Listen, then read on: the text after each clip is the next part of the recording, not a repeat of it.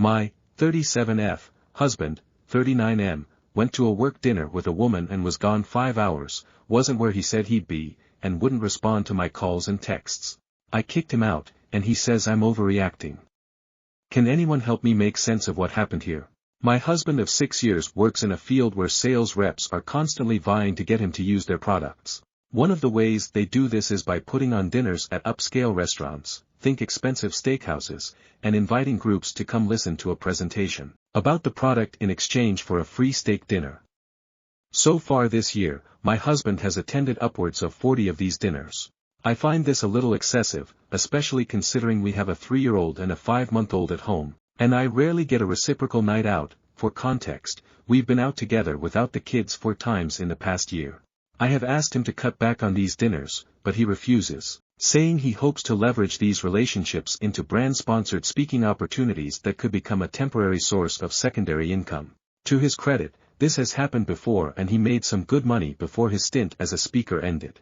Anytime I complain about the number of dinners he attends, he accuses me of not caring about our financial situation, or even outright trying to sabotage it.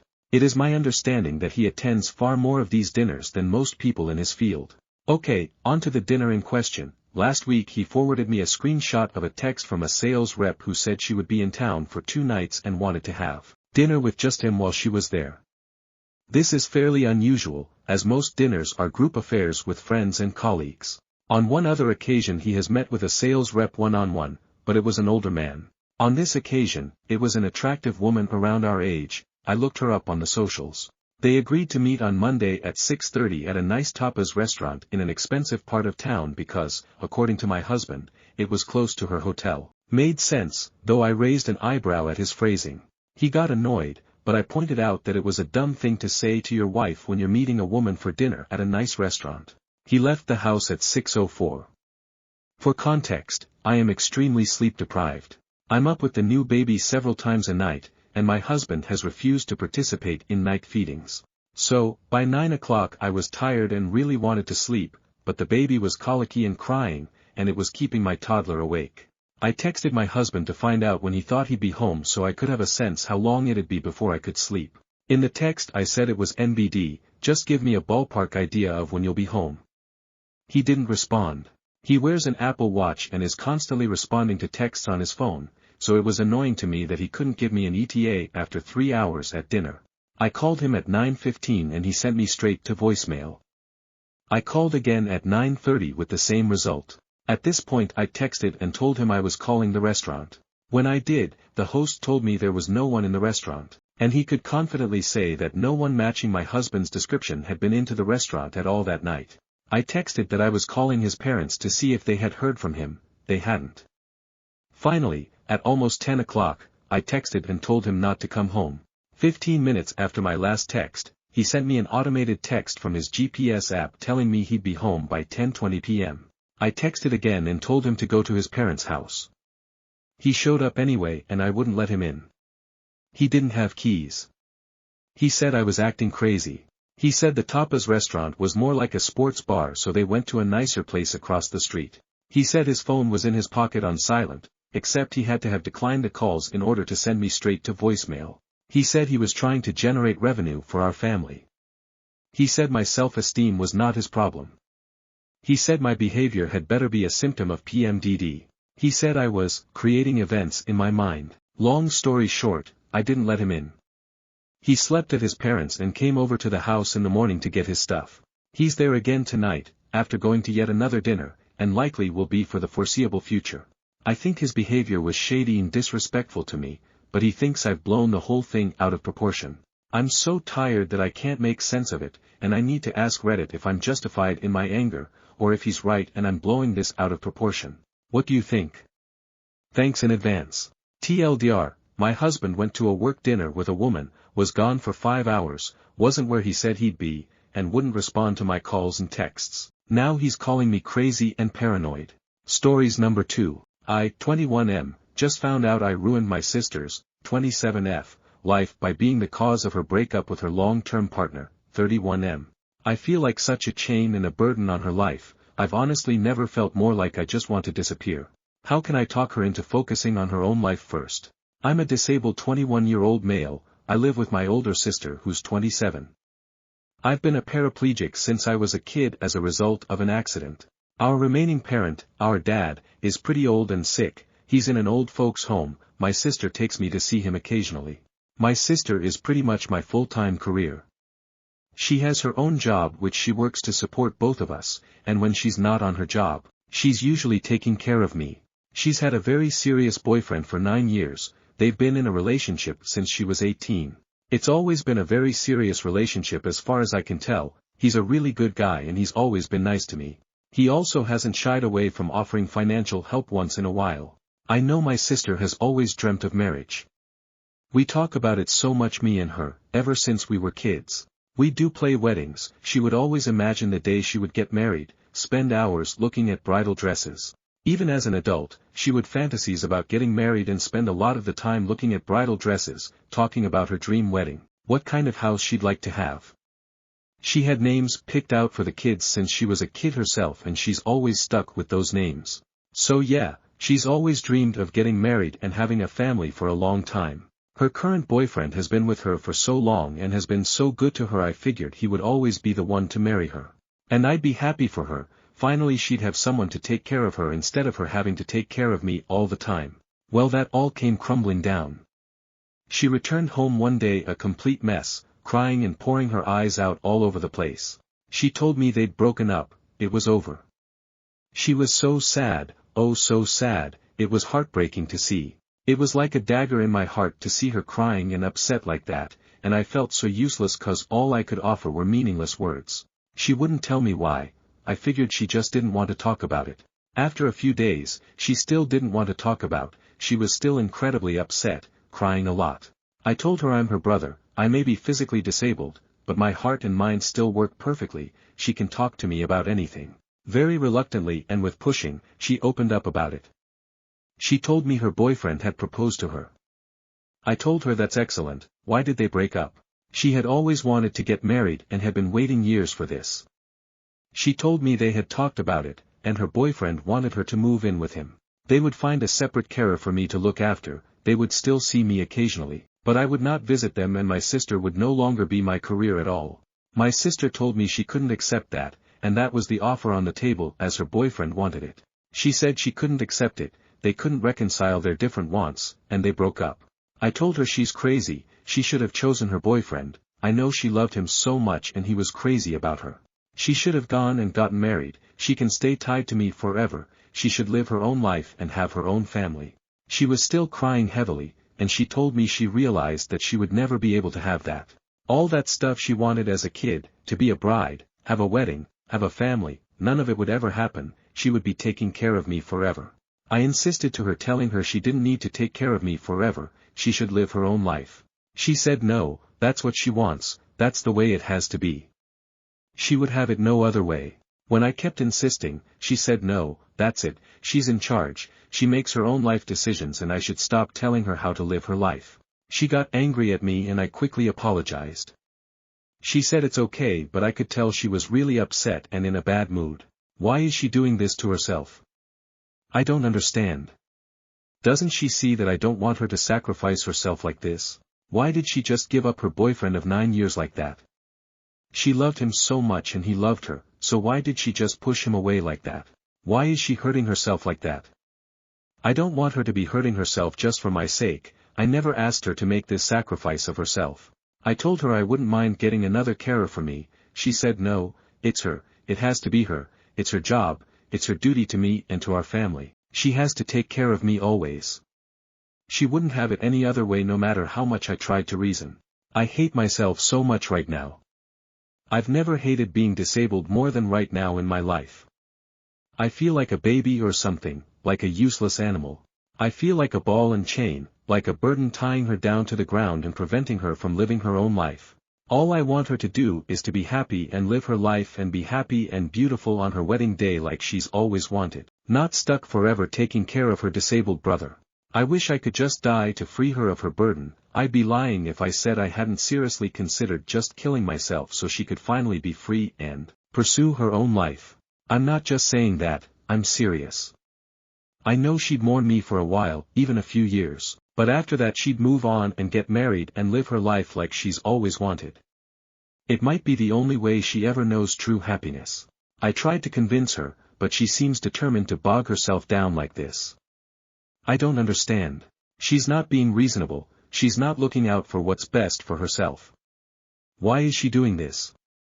How can I get her to focus on herself and her own life? Please guys, help me out. How can I talk some sense into her?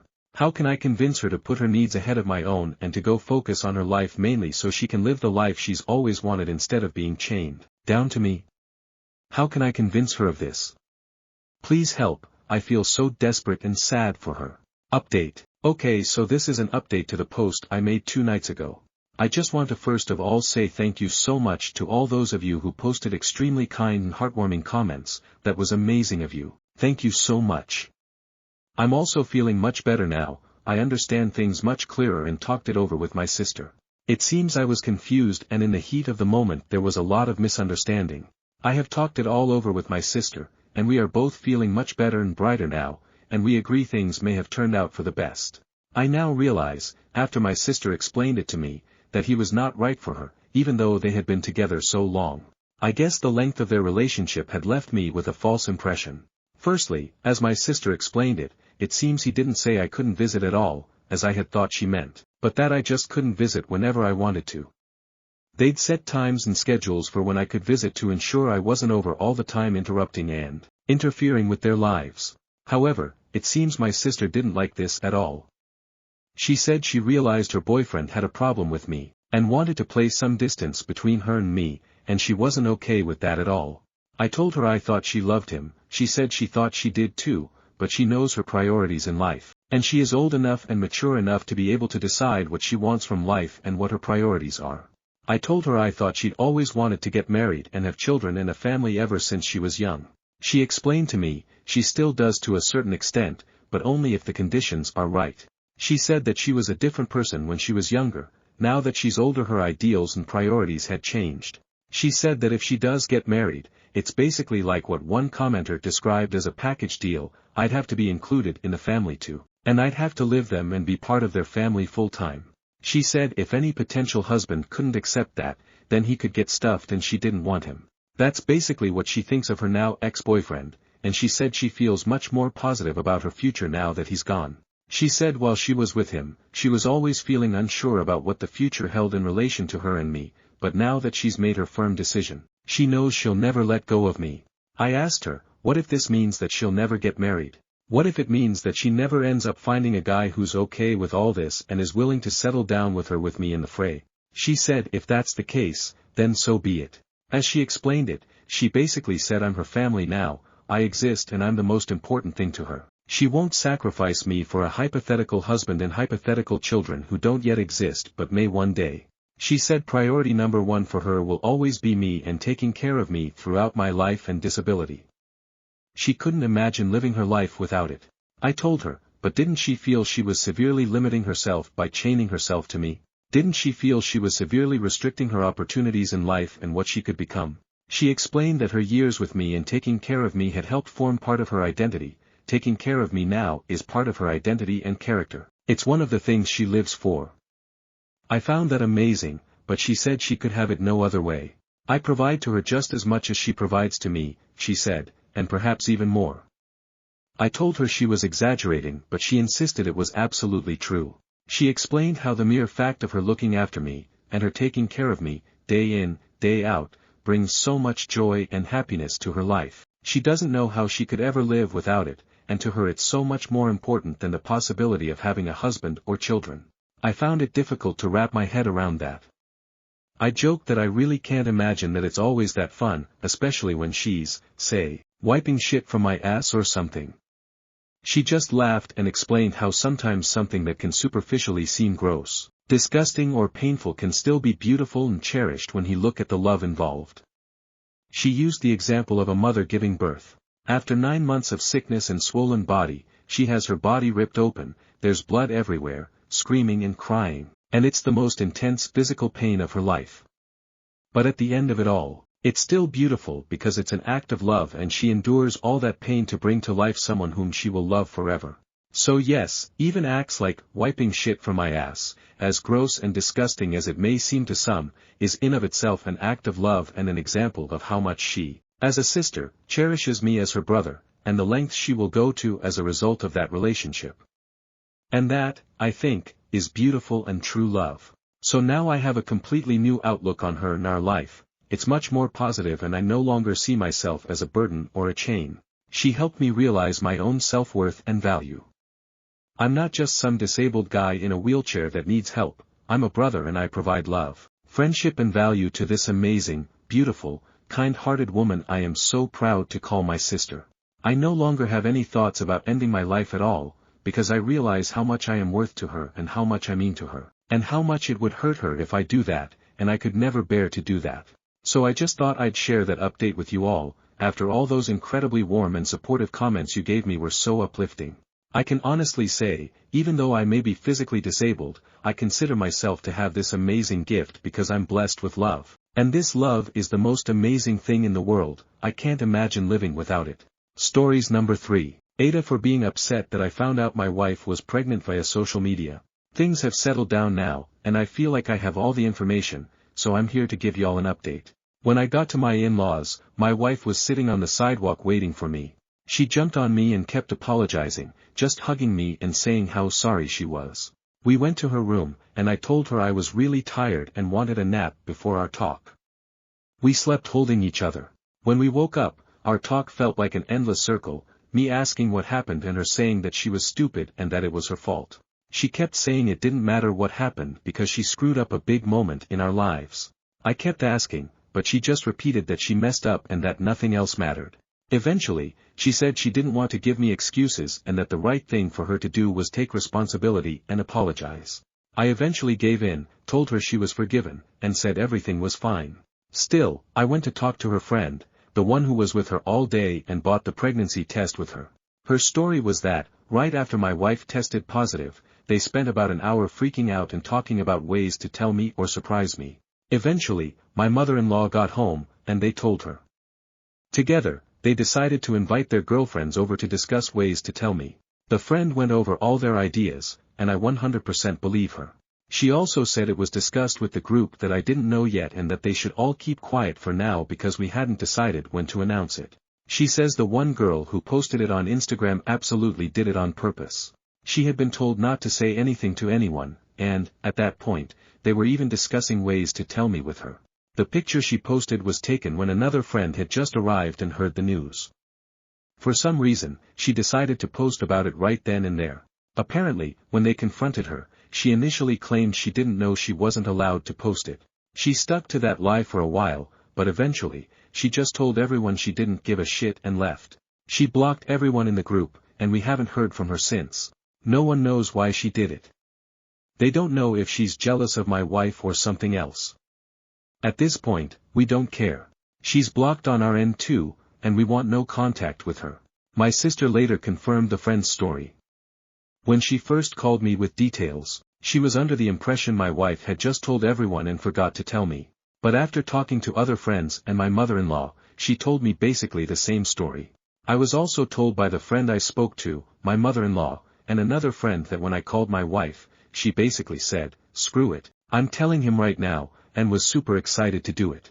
Me and my wife talked again during our trip back home, now with me having most of the details and she told her side, basically identical to what my sister and the friend told me. She was again very apologetic and kept saying that I'm her number one priority, and that this was one of the dumbest things she has ever done. We have a couples counseling appointment next week at her insistence. I honestly don't think it's necessary, but she believes I need a space to fully express my feelings. She's worried I forgave her too fast and that I'm bottling everything up. Honestly, her concern about my feelings is already enough for me to forgive her and chalk this up as a one-time thing. We also had our first appointment with an obstetrician, first because it's obviously the right thing to do, but also because many people warned me about the risks of miscarriages in early pregnancy. My wife's last period was about 6 weeks ago, and the doctor said it was a bit early for an appointment. Still, they ran a bunch of tests and confirmed my wife is indeed pregnant. So far, everything looks fine. Thank you all so much for caring about a random stranger. Stories number 4. My husband thinks I can lemon my way out of pregnancy. Is this real life? Listener write in. Warning, sensitive content. If you are triggered by topics such as abortion, please be prepared. I apologize for the length of this post, but the context is necessary to understand my situation better. I'm a 32F who just found out I'm pregnant and need to get an abortion due to our financial and life circumstances. My husband, 35M, and I had a major fight because of this pregnancy. In the last 4 years, I've had 4 abortions after giving birth to twins. This will be the 5th. I'm not proud of it. It has caused me significant mental and physical issues. My biggest issue with my husband is that he refuses to consistently use condoms. He will only use them if I physically hand him one and explicitly tell him to wear it. I cannot take birth control pills. They mess with my body and mind too much. I've tried different brands and even a contraceptive ring, but nothing works for me. My doctor has advised against hormonal contraception altogether and suggested we use condoms. My husband knows this but still acts oblivious. Sex has become a source of anxiety for me because I'm constantly afraid of getting pregnant. I've tried avoiding sex during ovulation, but nothing stops my husband. Even during intercourse, I repeatedly tell him to be careful and not ejaculate inside me. He claims he doesn't, but he refuses to understand that even a small amount can lead to pregnancy. He pressures me for sex even when I'm not in the mood or haven't showered, which is important to me. Often, he'll have sex with me while I lie there like a lifeless object. He just doesn't care. I gave up on trying to improve our intimacy after he told me, we're too old to try anything new, and it's normal to have basic sex after 30. When I tried to have an honest conversation about our sex life, that was his response. To make things worse, he cheated on me and brought home a bouquet of STIs after one of my previous abortions, when doctors advised abstinence for a month. I discovered his infidelity by accident when he had to get tested, and the results came back positive. He even showed me the results confidently, knowing he had cheated. I've repeatedly asked him to buy condoms, but he says it's shameful and refuses. Instead, I'm expected to go and buy them with 2 small kids in tow. In my country, pharmacies are small, crowded spaces where everyone can overhear your conversations. You can't pick up items yourself, you must ask for them. This makes me extremely uncomfortable, but I know I should have done it regardless. My anxiety, which has worsened since giving birth, often leaves me frozen and unable to act. I can't go to the pharmacy alone because my husband comes home late. My children are autistic, nonverbal, and don't attend kindergarten, so I'm with them 24/7. I don't have my own money, he controls all our finances. I can't even order condoms online because he accuses me of overspending and being inconsiderate with his money. I barely buy necessities, and shopping is a huge source of stress for me. The first fight. A few days ago, I told him I was pregnant again and that it was his fault I had to go through another abortion. I explained how I felt abandoned, mistreated, dismissed, disrespected, and gaslighted by him. That he wasn't careful enough and didn't listen to me. I started emotionally explaining to him how his carelessness has negatively impacted my health in a lot of ways and he doesn't care about me at all. He stayed silent. I left the room. Later, he came into the bedroom, lay down, and asked, "So, what are we going to do?" Like he didn't already know the answer. He said it wasn't his fault and even called the pregnancy good news. I was baffled. Good news? Has he lost his mind? He added that my abortions have been hard on him and that he gets depressed afterward. He also said, "Aren't you supposed to be on the pill or something?" He knows I can't take them. I lost my temper and screamed at him, asking why he couldn't just buy condoms to prevent this. During my last abortion, I informed him about it without fighting, just to see how he would react. He didn't say a word, ask how I felt, or offer any support. Nothing. Today's fight. Today, he came home from the gym and, with complete seriousness, asked, "Have you seen your period yet?" I was shocked. What period? I'm pregnant. Then he said that my pregnancy was my fault because I didn't take immediate action after we had sex. He suggested I use lemons or herbs to stop pregnancies. I asked him, "Are you okay?" It doesn't work like that. We have children, and I've explained the details of pregnancy and medical abortion to him multiple times. But his ignorance sent me into a rage. He genuinely believes that women know instantly after sex if they're pregnant. It's pure stupidity. I called him stupid, not as an insult, but as a fact. How can someone not understand basic biology after all we've been through? I've started recalling all the ridiculous things he has said or done over the years. For example, he thinks butter comes out of cows as is. He believes mayo is cream because it's white. He didn't know that flushing a toilet while someone is showering can cause hot water burns. He learned this the hard way by burning our child when I was giving him a bath. He claimed it was my fault and I didn't check the water. At that point we were 30 minutes into the bath time and I was already holding the shower head and pouring water at my son's head when he entered. I was holding my son's chin up so I couldn't feel the water temperature change. Thanks God I reached fast enough and there was no physical injuries. The bath time just became even more harder than it was before. My son was already sensitive to water pouring on his head, now it got worse because of this incident.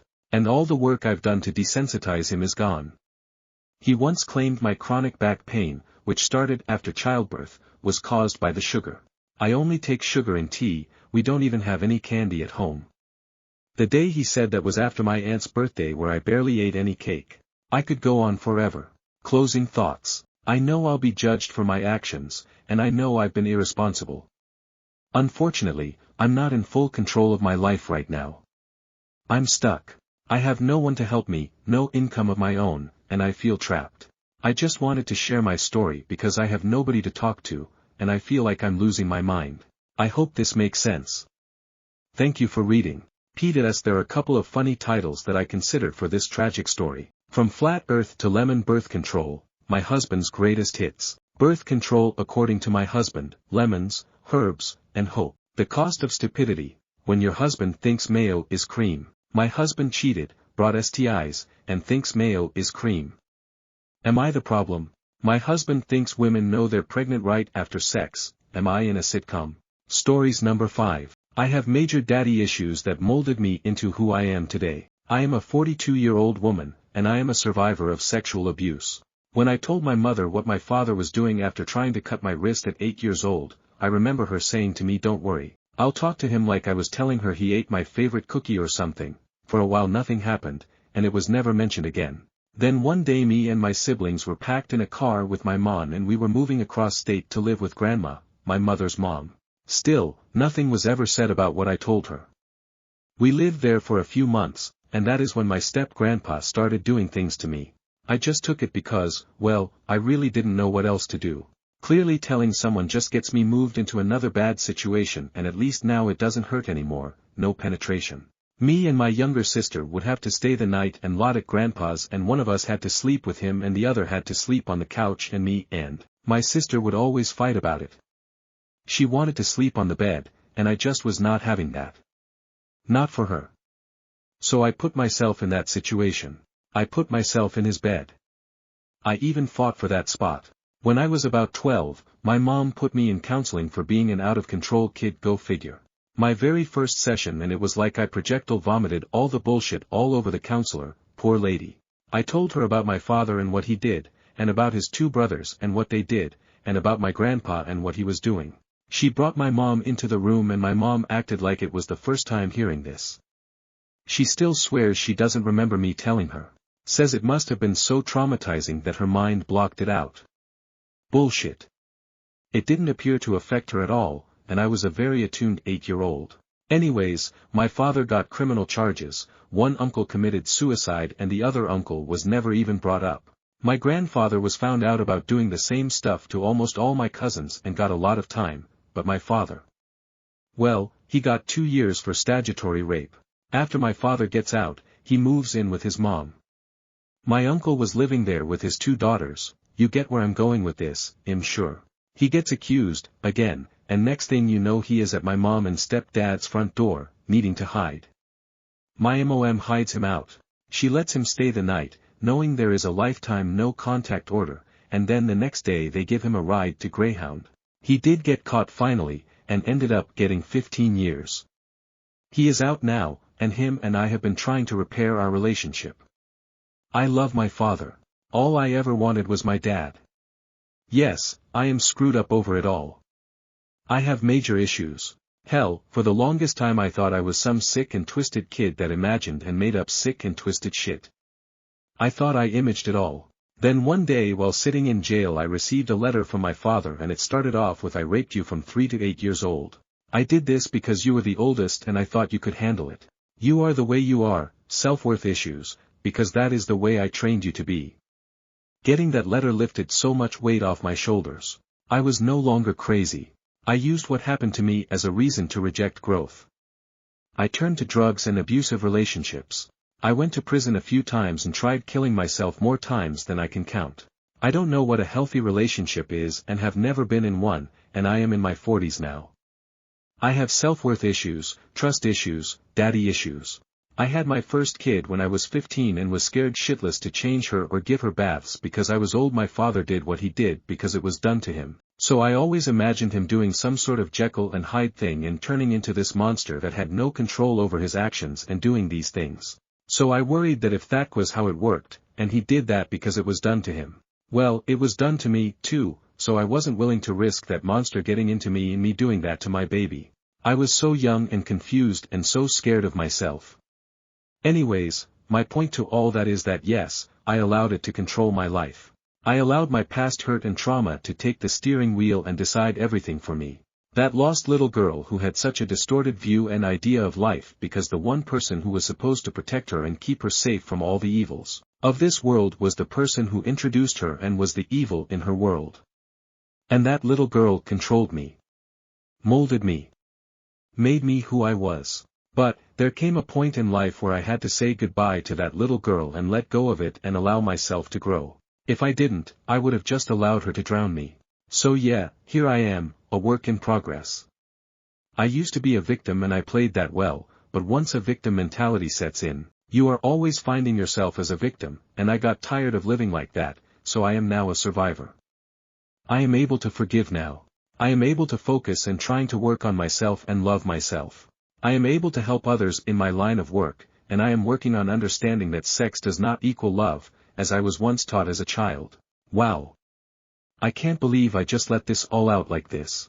I haven't been feeling too good with my mental health lately, and I saw a post about someone's mother covering up their father's misconduct with a 16-year-old, and suddenly this all came out. Guess I needed it. Thank you everyone for allowing me this. Stories number 6. My sister-in-law licked my face and now my brother is not talking to me. Alright. I'm sorry for the title, but that's as concise as I could be about it. I am 22M and my brother is 28M. He's been engaged to his fiancée for a few months now. She is 24. My brother's fiancée is your typical spoiled party girl, and TBH so is my brother. In the last year or so, my brother and I have had a strained relationship. This is mostly due to differences of opinion when helping take care of our mom, who is struggling with some PTSD/anxiety. She got held hostage by a man at her job, is still recovering and not back to work yet. For some context, my brother is a very impatient and opinionated person who struggles to see things outside his own perspective. He doesn't have a good grasp on mental health. He is easily persuaded by what he reads online, gets caught up in conspiracy theories. And I noticed COVID/the pandemic kind of exacerbated all of this. I work as a paramedic and he's been arguing with me about thinking I know better than him ever since. I am adopted and my bio mom was of a different ethnicity, so we don't look like brothers. When he can't think of a way to win an argument he brings up the fact that I'm not her real son or his real brother. It wasn't always like this between us, which is sad. He's just not the same person and I'm not sure if it's work stress/life stress or what. I get that this post is going to be skewed by my perspective but I'll try to be objective when it comes to the conflict. My birthday was last weekend, when this happened. My brother's fiancée apparently had the idea to throw me a surprise party. Most of the people there were friends of my brother and the fiancée. Everyone was drunk. They made a bit of a show of bringing me out a cake and having me blowing out the candles. Before I did that, my brother's fiancée swiped frosting on her finger and put it on my cheek. I thought it was just her being nice and not trying to smash a piece of cake in my face. I blew out the candles and after I did that, his fiancée grabbed my face and licked it. Like. From my jaw all the way up the side of my face. I have no idea why she did this. We don't even have the kind of relationship where it would be funny. My brother's face changed, his demeanor changed, he became very withdrawn and irritable. They were seen, quietly, fighting and he ended up just leaving the party. I brought it up the next day to make sure he was okay, and apparently the two of them made up. It's me he has an issue with. I don't know what she told him, but it seems as if I'm the one being made out to be flirting with her, wanting her, etc. Not even remotely true. I told him to leave me out of his relationship problems. It's his partner who disrespected him and embarrassed him. He's angry at the wrong person. I refuse to apologize. Apparently I am going to be out of the wedding unless I do. He's upset because I won't admit to my mistake. Well, I don't feel like I made one. Should I just do it for the sake of settling it? Normally I'm willing to be the bigger person, but this is a false accusation I don't want attached to myself. Update, 10 days later. After trying to reach out to my brother, he finally came around and stopped ignoring me. He didn't want to talk about what happened but was willing to put it behind us. TBH, I think talking about it would have been healthier, but I decided to let it go because he was so adamant. Then just the other day he came to me on his own and admit that he feels unsure about his relationship and is struggling to trust his fiancée ever since the incident on my birthday. I told him there's no rush to get married and he should take time to figure out what he's feeling. I didn't try to give any particular opinion because I feel like this is something he needs to figure out for himself. Also, I genuinely don't know what's going on between them.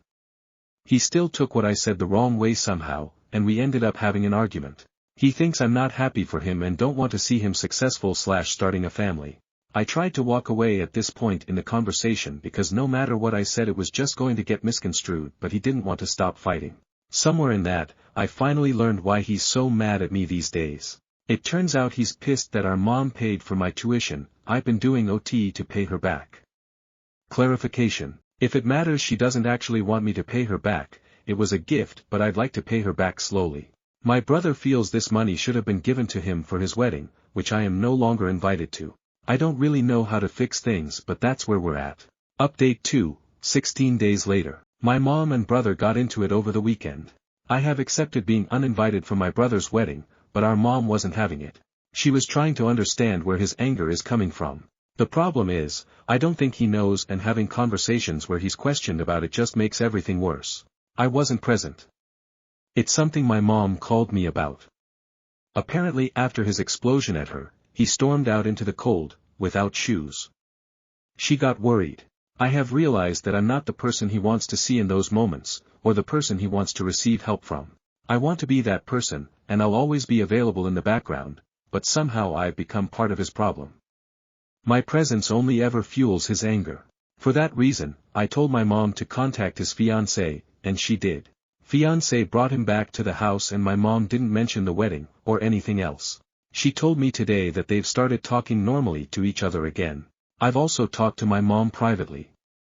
I've made it clear that I'm not attending and she should give up on having me there. She initially wanted to threaten her own attendance, but we decided that she should support my brother in hopes of leaving a line of communication with at least one family member. My mom is really heartbroken. I thought about contacting his fiancée, then decided against it. Reading a lot of the comments I received, many of you pointed out that I need to stop trying to fix things. Some people took it too far and wrote me violent little DMs because the last line of the previous update made them feel some type of way, but I've had people in the back of my truck say and do a whole lot worse. It takes a lot more than some words on a screen, but I get it. And I will acknowledge it actually, that I think that's one of my biggest flaws. The need to fix things. I won't get into why I'm like this. I probably need therapy of my own given the lengths I'll go to, and how maladaptive it sometimes gets. Anyway. Promise I'm not fixing this. As far as updates go, this is probably my final one. I'm bowing out of my brother's downward spiral. It's the only thing I can do for him right now anyway. The rest I will deal with personally in time. I came on here for some perspective and I feel like I've gotten that. So thank you. Stories number 7. I, 33F, am scared my husband, 34M, will hate me again during second pregnancy. How do I believe him that it'll be different? Me and my husband have decided to start trying for another baby. I really want this baby. I love my first and I'm ready for another baby. However, I'm terrified of how my husband will treat me when I'm pregnant, and I'm looking for advice on how to cope with this fears / get over them. My first pregnancy was unplanned when we were engaged. We figured since we were planning kids after we married anyway, that going through with the pregnancy made sense. Then I lost my job. And we got an eviction notice, landlords were selling. With the move-out date being right after the baby's due date. Job searching was a nightmare, and I had no idea how to navigate lying at interviews and then dropping the pregnancy bomb. My now husband told me to just focus on the baby, he'd support us and after I'd given birth, then start looking for a job. However, he very quickly began to completely resent and hate me. I know that the root of it was the financial and mental stress he was under supporting us. I don't think he realized how hard it would be. But he was so annoyed at me every time food made me sick, every time I had a craving, every time I asked him to lift something heavy. He never wanted to hear baby name suggestions. I actually picked our child's name with a friend. He complained every time I bought anything for the baby. I was suddenly no longer fun. I couldn't go out drinking all night anymore, I was tired and sore all the time and we were now completely broke. He complained constantly that he didn't know what to do to help me. Even after telling him I just needed a glass of water and a hair tie. He told me he wasn't planning on taking paternity leave as his boss told him it was pointless for him to. I just said okay. At that point I entirely focused on the baby, and trying to get through it. Once my bump started to show, all sexual desire on his end came to a halt. I'll never forget him physically recoiling when he accidentally touched my bump on one of the very rare occasions we did have sex. Crying face. There was so much more that I can't fit into one post. But the lack of physical attraction was probably the worst bit. I didn't realize how much of my self-worth I put on being attractive. Not being able to afford maternity clothing and the bits I could afford looking awful really didn't help at all. Labor, I had a lot of family support which was good. Once the baby was born, he did a complete 180. He took paternity leave and was upset he couldn't take longer. He panicked at the hospital because he didn't know if we had everything we needed. He looked so ashamed after I told him I had already bought second-hand essentials with my dwindling savings. After I said the only thing I couldn't get was a baby monitor, he rushed out to buy one. He did diaper changes, night feeds, and walks everywhere. He's a really good dad. On our end, the romance resumed immediately after the birth. Suddenly the hugs and kisses were back. After 6 weeks he was begging for sex, he had to wait a lot longer though. Somehow, that was more upsetting to me. It just really fueled the thought that it was me being pregnant that turned him off me, since now that I wasn't he was all over me again. Made me cry a lot. On his end, he insists that the financial stress and moving house killed his sex drive, it had nothing to do with how I looked. After I'd had the baby things calmed down his sex drive returned. We've talked about it in depth a lot since. I've gotten nothing but apologies and reassurances. He was stressed out and scared. He had no idea what was going to happen after the baby, and everyone in his job kept telling him his life was basically over. Being the sole breadwinner was a huge strain on him. On my end, I know that I was probably very demanding and annoying. I was sick all of the time, and always complaining. It's been years since, we're in a much better financial situation. We're married. We own a house. I'm back in work with much better job security. We both want another child. I want another one. The situation is entirely different. But I'm terrified. What if he just goes back to hating me, and finding me ugly again? I don't think I can handle the scorn and disregard again. Currently I keep telling myself that no matter what, I want another baby. Me. And I'll make sure I look and feel gorgeous for me and just me. I don't need him to be nice to me or attracted to me, I can be nice to me and like myself. But the thought of him acting the same way still makes me very upset. I also now know from experience, that even if he thinks he'll be different, how he feels in the moment is another thing. So yeah, I'm looking for advice on how to not feel upset, believe him that it'll be different, and tips on how to feel good about myself while pregnant. It doesn't help that I hate most maternity wear, it's all so frumpy and basic to me. Stories number 8. Parents took out nearly $30,000 in fraudulent student loans in my name. They said I need to start paying it back or move out of their house. I'm 22 years old and just graduated college in May. My job is entry-level at about $48K/year right now, but I can expect it to grow to around $100K after 5 years. From there I'd likely be jumping companies to make more as I live in the Bay Area. Over the last 4 years, my parents took out student loans in my name without my knowledge or permission.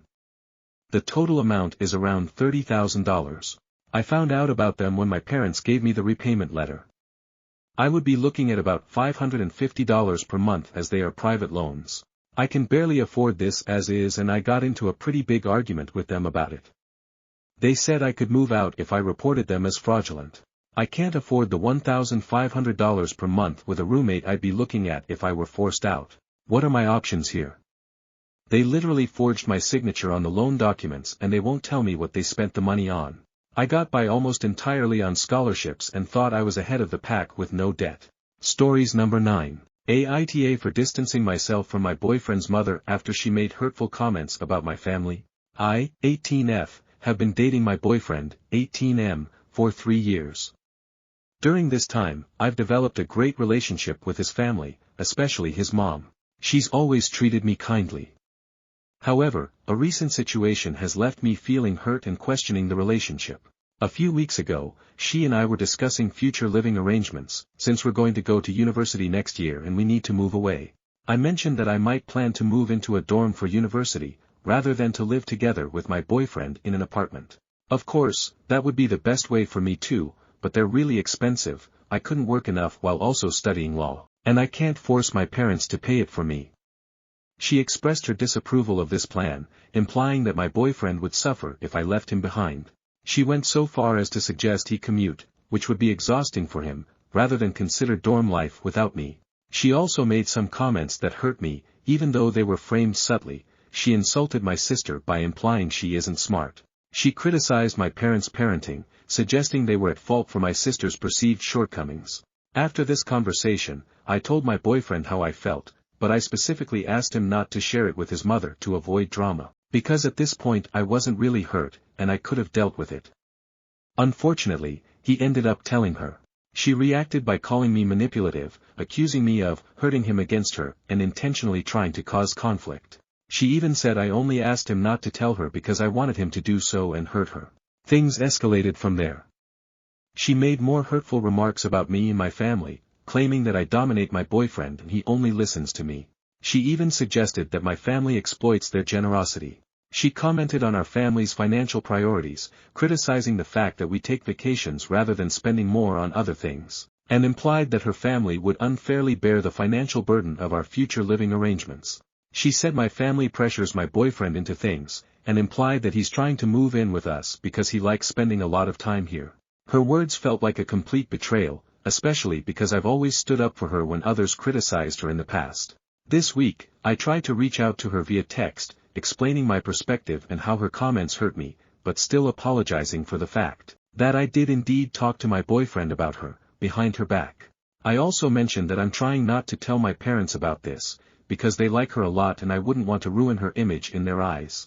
Instead of acknowledging my feelings, she denied everything, claimed she never insulted anyone, and accused me of overreacting.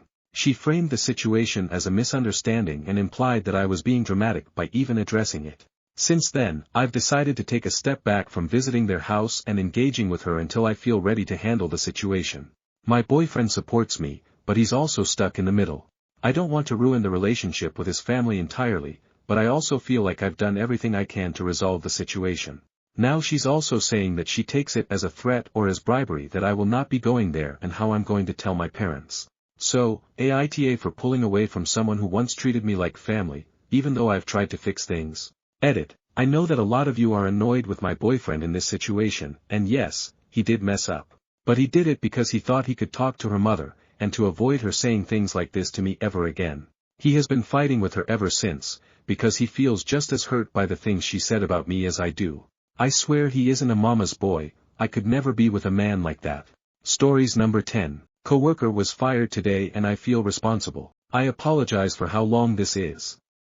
There is a TLDR at the end of the post. There have been ongoing issues regarding this coworker for years. He often made very inappropriate comments about my appearance and personal life, for example, telling me that my body looked nice, asking me when I was going to get pregnant and have babies, saying I would look good with a pregnant belly, attempts to discuss my sexual history.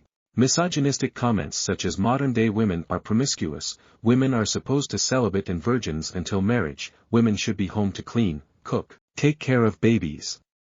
He would frequently follow me around the property, accuse me of not working. There were several incidents where I was using the restroom, he followed me and claimed I was hiding to avoid working. Situations where he would be very agitated and aggressive, slamming doors/furniture/tools, cursing. I could give 100 more examples.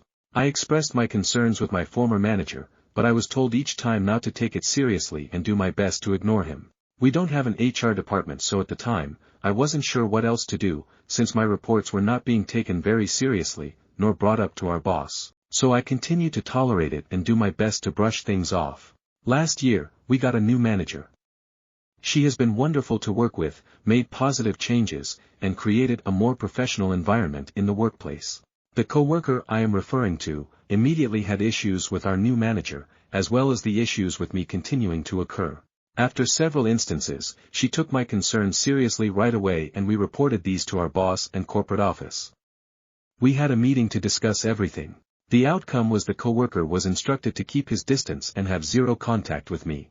Months went by, and while he did comply with not communicating with me, he continued to follow me around the property, entering areas I was working when he had no reason to be there. Everywhere I would be, he would show up. I personally felt like he was borderline stalking me. Fast forward to this week, I made another report of these instances, which I have been keeping notes of dates and times. Our manager and I schedule a meeting with our boss. The result of this meeting was the coworker getting fired. He ended up having a very hostile outburst, accusing me and our manager of lying, making nasty comments about us, making threats, etc. Our boss instructed us to go home for the day, because there was a safety risk. Part of the problem is this coworker lives on the property, it is an apartment complex and he lives on site. According to our boss, he cannot or will not terminate his lease.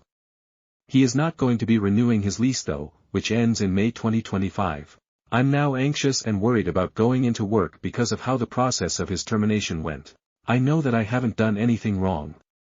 I know his behavior technically led to this outcome. But times are tough these days.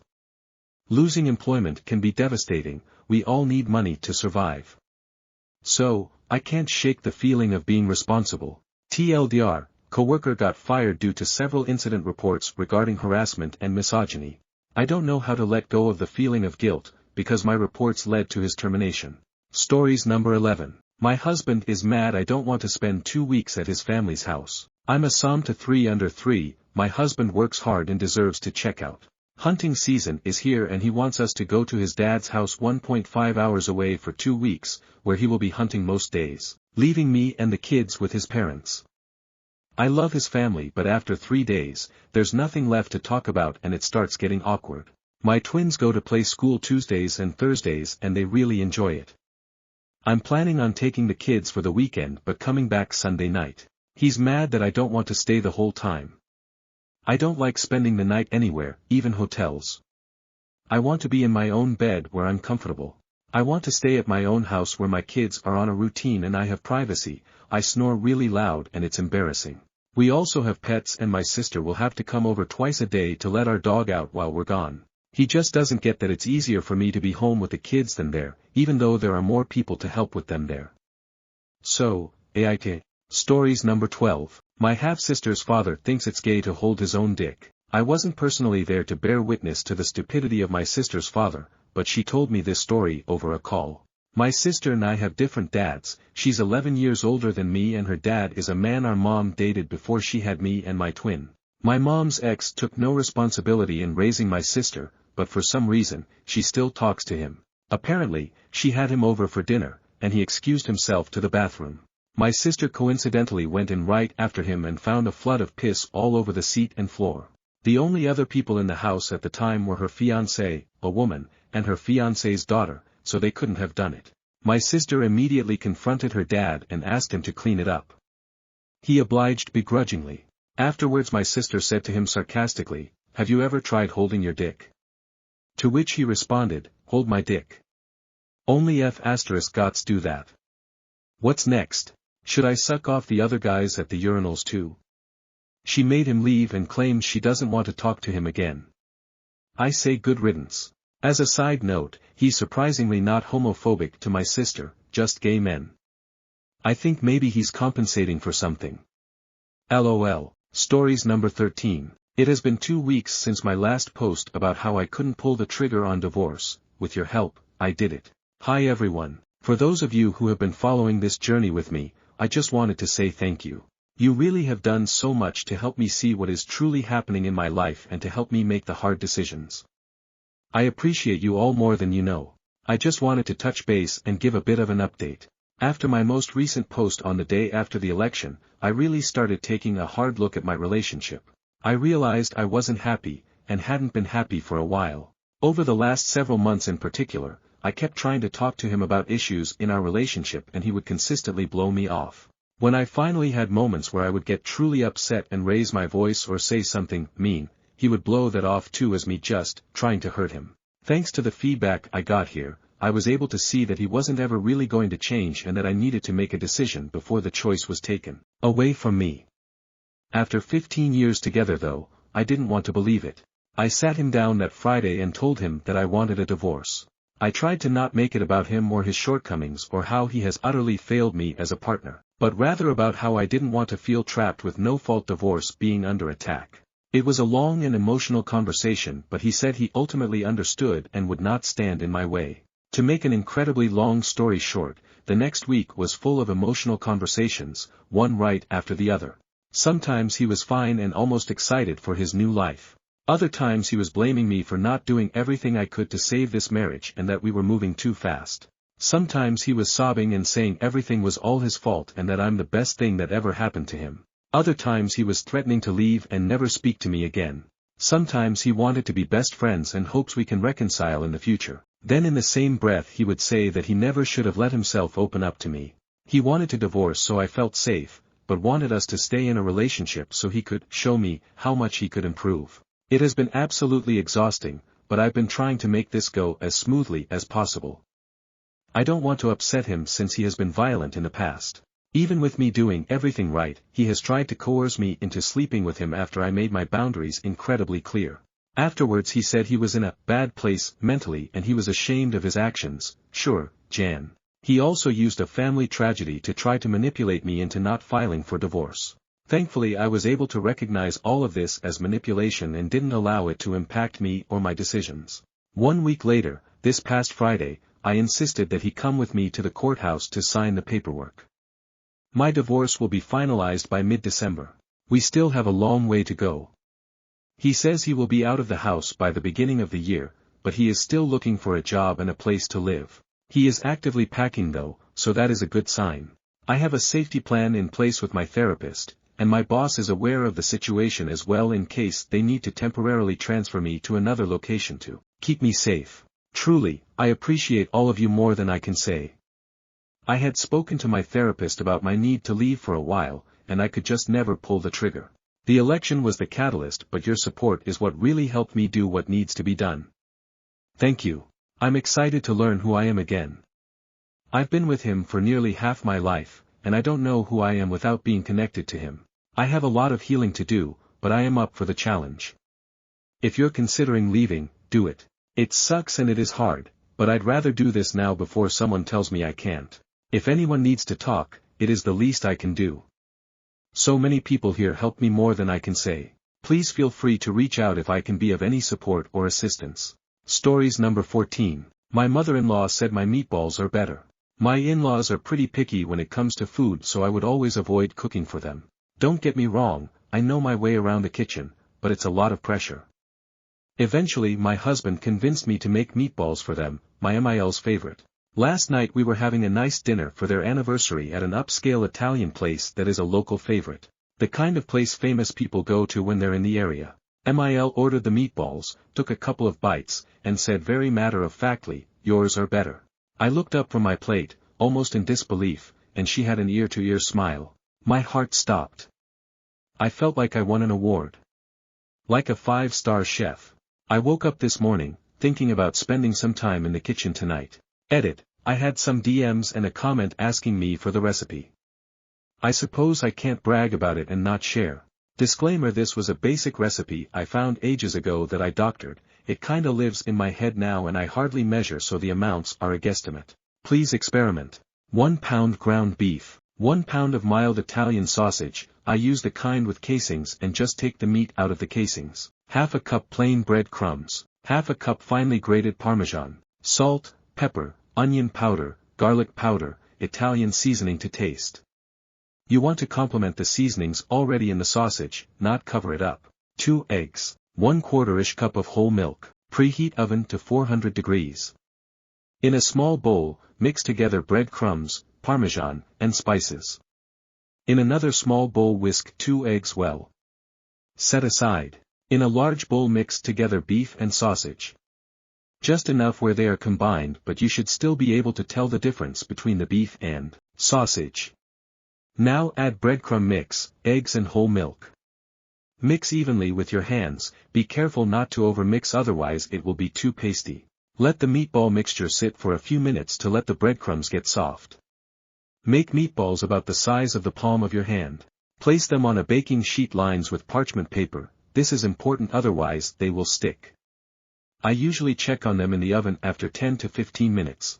Once they are brown, heat one of those deep skillets with some olive oil and brown the meatballs. I usually have 2 skillets going at the same time. Turn and shake them every couple of minutes until there is a nice even crisp on all sides. Now, still in the skillet, completely cover meatballs with your favorite red sauce. Let the sauce start to bubble and then reduce to a simmer. I like to cover them at this point, but basically we want to just let them finish cooking in here. Temp occasionally until fully cooked. Stories number 15. AITA, or is my boss entitled? He wants me recertified but won't pay for it. Update. Hey all. I know my last post didn't get a lot of attention, but the comments had me asking myself if it really would have been my company's responsibility to pay for my certifications. So I decided to email HR/a few select management people for clarification and to explain the situation. HR manages policies, so I thought it would be good to have them. While they would have had to let Mary, fake name, go or hire and train a new person in a very crunch amount of time, that wouldn't have been on me because my job duties did not include taking care of another as an aide. So I emailed yesterday and was pulled into a meeting by the end of the day. By this point, I had had Mary since Monday.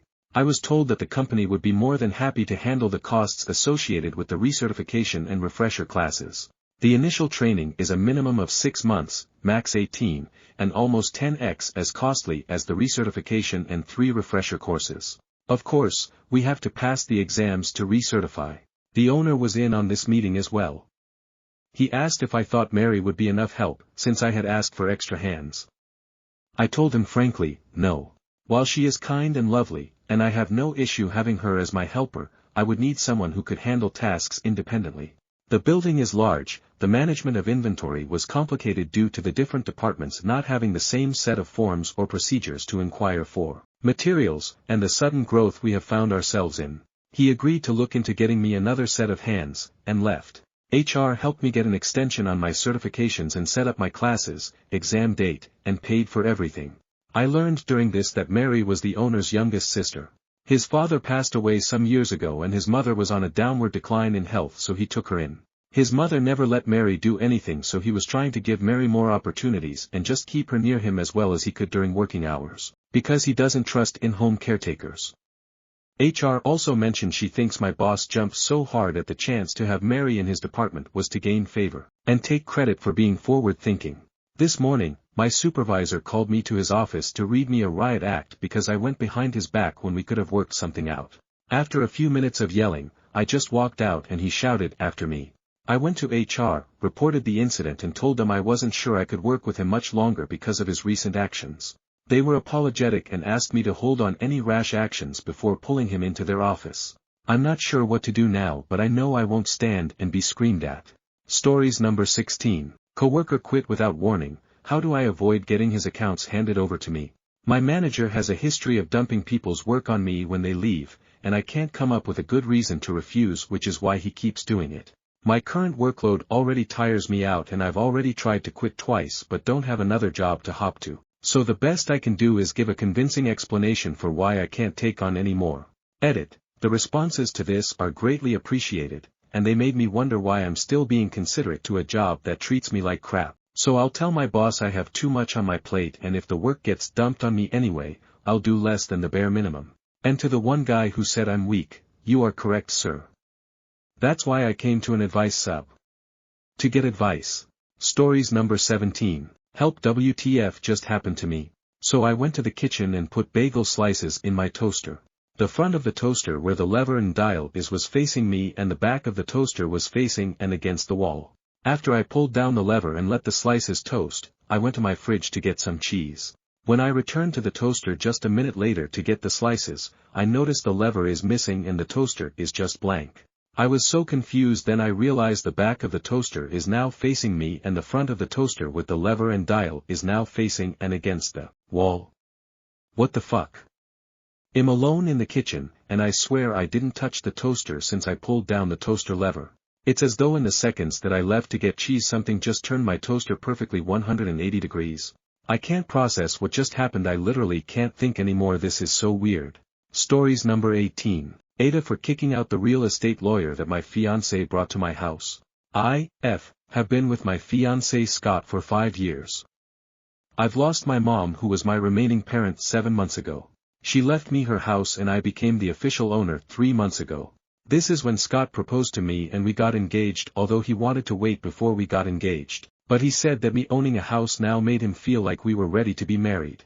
Few days ago, he suggested that I add his name onto the title of the house, and he has been persistent about it. He explained that this step was necessary to ensure balance in our relationship and marriage, even though I never made him feel like he's inferior or something. Oh, and I make more money than him, by the way, so I don't get how adding his name onto the house title would change anything. But since he insisted, and since we've been together for a long time and we're engaged now, I decided to do it, but only after we get married. He disagreed and insisted we get it done before we get married. After a lot of back and forth on this, I told him to drop it and wait till after marriage. Well, yesterday, I was surprised to see that he had brought a real estate lawyer to the house, and not only that, he said he has arranged for the legal process to start now. I was completely shocked because I never agreed to hire a lawyer, let alone bring him to the house. I immediately asked the lawyer to leave. He tried to speak, but I told him he needed to leave. Scott remained quiet till the lawyer left. Then he gave me a look and told me that what I did was selfish and disrespectful, not to the lawyer, but to him and what we agreed on. I told him his pushing made reconsider the whole thing now, and he looked shocked and hurt, then stormed out. We continued fighting over the phone and he didn't stop talking about how stubborn and selfish I have been lately. He said he was trying his best to provide a stable living situation for us before we get married, but I was being uncooperative. After that he completely ignored my calls. Was I in the wrong for what I did? Stories number 19. My mom caught my dad with a 16 years old and covered it up. Well, 16 years ago we had 2 of my friends and their mother living with us while they went through a divorce. I was 15 and my friends were 14 and 16. I was away at another friend's house one night. When I came back the following day, my mom told me she had kicked them out because the 16 years old tried to make a move on my dad. She absolutely slandered that poor girl's name. When I got into my 20s it still sat in the back of my mind. I just knew I didn't get the truth. So I reached out to the 16 years old who was also now in her 20s. We met up and I got the true story. I could see the pain in her eyes. She said she'd been in therapy for years because of my father. That he did it in such a loving way, it really fucked her up. She told me they'd been drinking on the property, then went skinny dipping. All while my mother was in bed pregnant with my sister. They made their way into the house and upstairs, where eventually my mother walked in on them. I let her know I had her back if she ever decided to do anything about it. I am now in my 30s and recently became a mother, and it's all I've been able to think about. They still don't know that I know the truth. It's reawakened the rage in me. Especially all of the teenage rage they made me shove down for so long. Because if anyone did that to my daughter, or if I caught my husband in that situation, hell no. It was easy to shove down before because I learned from the best, my parents. But becoming a mother, especially to a daughter, I've never wanted someone to pay for something they've done so bad. I feel like if I brought it up to my mom she would just get angry and talk shit. She'd probably say the past is the past and I need to let it go. That people can change.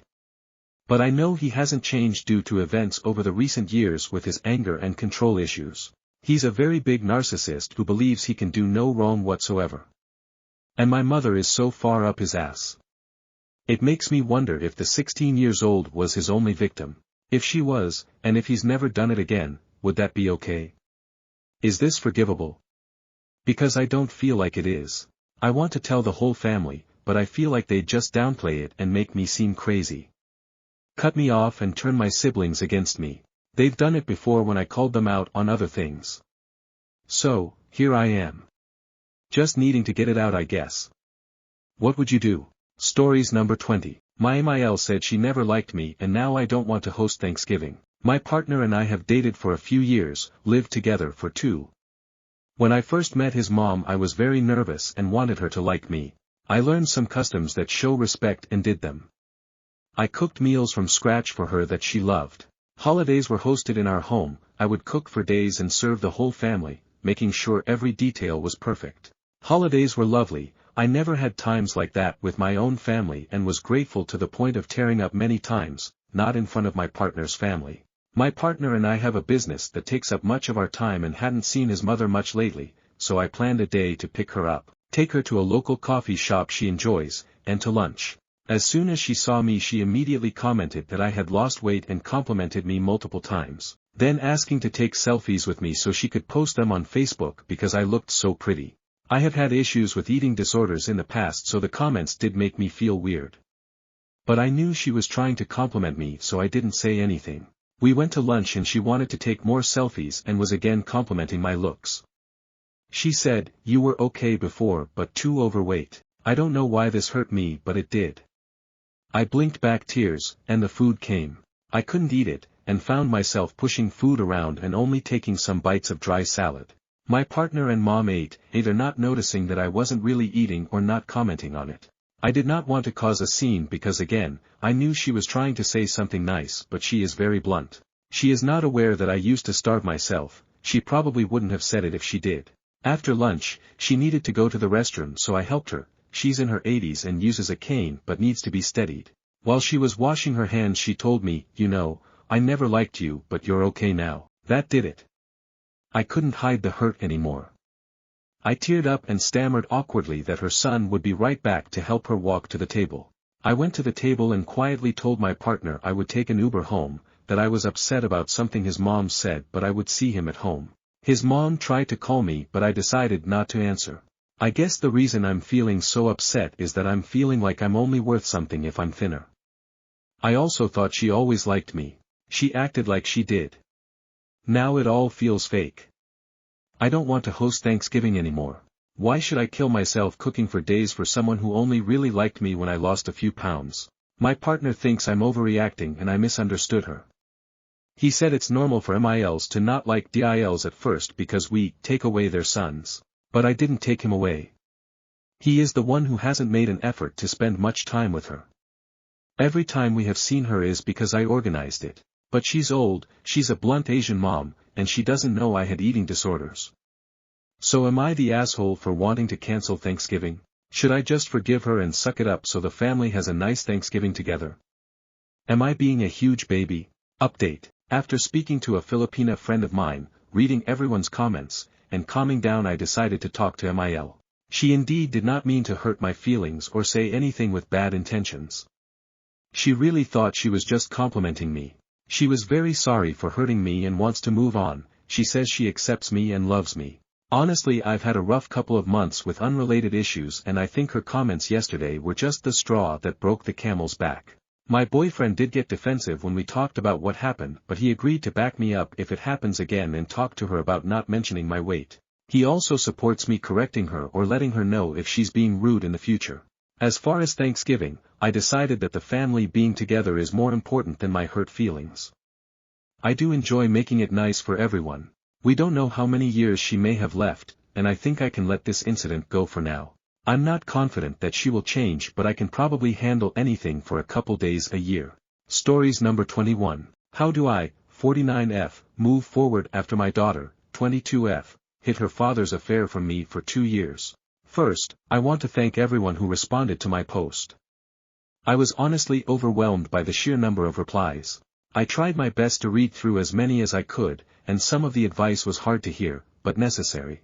It's been a lot to take in, but one comment really stayed with me. Someone mentioned how fragile life is and how little time we really have with the people we love. That struck me deeply. I've been so consumed by pain and anger that I forgot to think about what I'd want my relationship with my daughter to look like in the long run. If something were to happen tomorrow, would I be okay with leaving things as they are? That thought stayed with me, and within a few days, I decided to contact my daughter. I told her I wanted us to talk, not to rehash the past or point fingers, but to figure out how we could move forward. She was hesitant at first, which I completely understand. We had the conversation a few nights ago, and while it wasn't easy, I'm grateful she was willing to open up. There were tense moments, and I won't lie, it was hard to hear some of what she said. But for the first time in a long while, I felt like we were finally addressing what had been festering between us. We talked about what had happened, and I finally asked her for the truth about everything.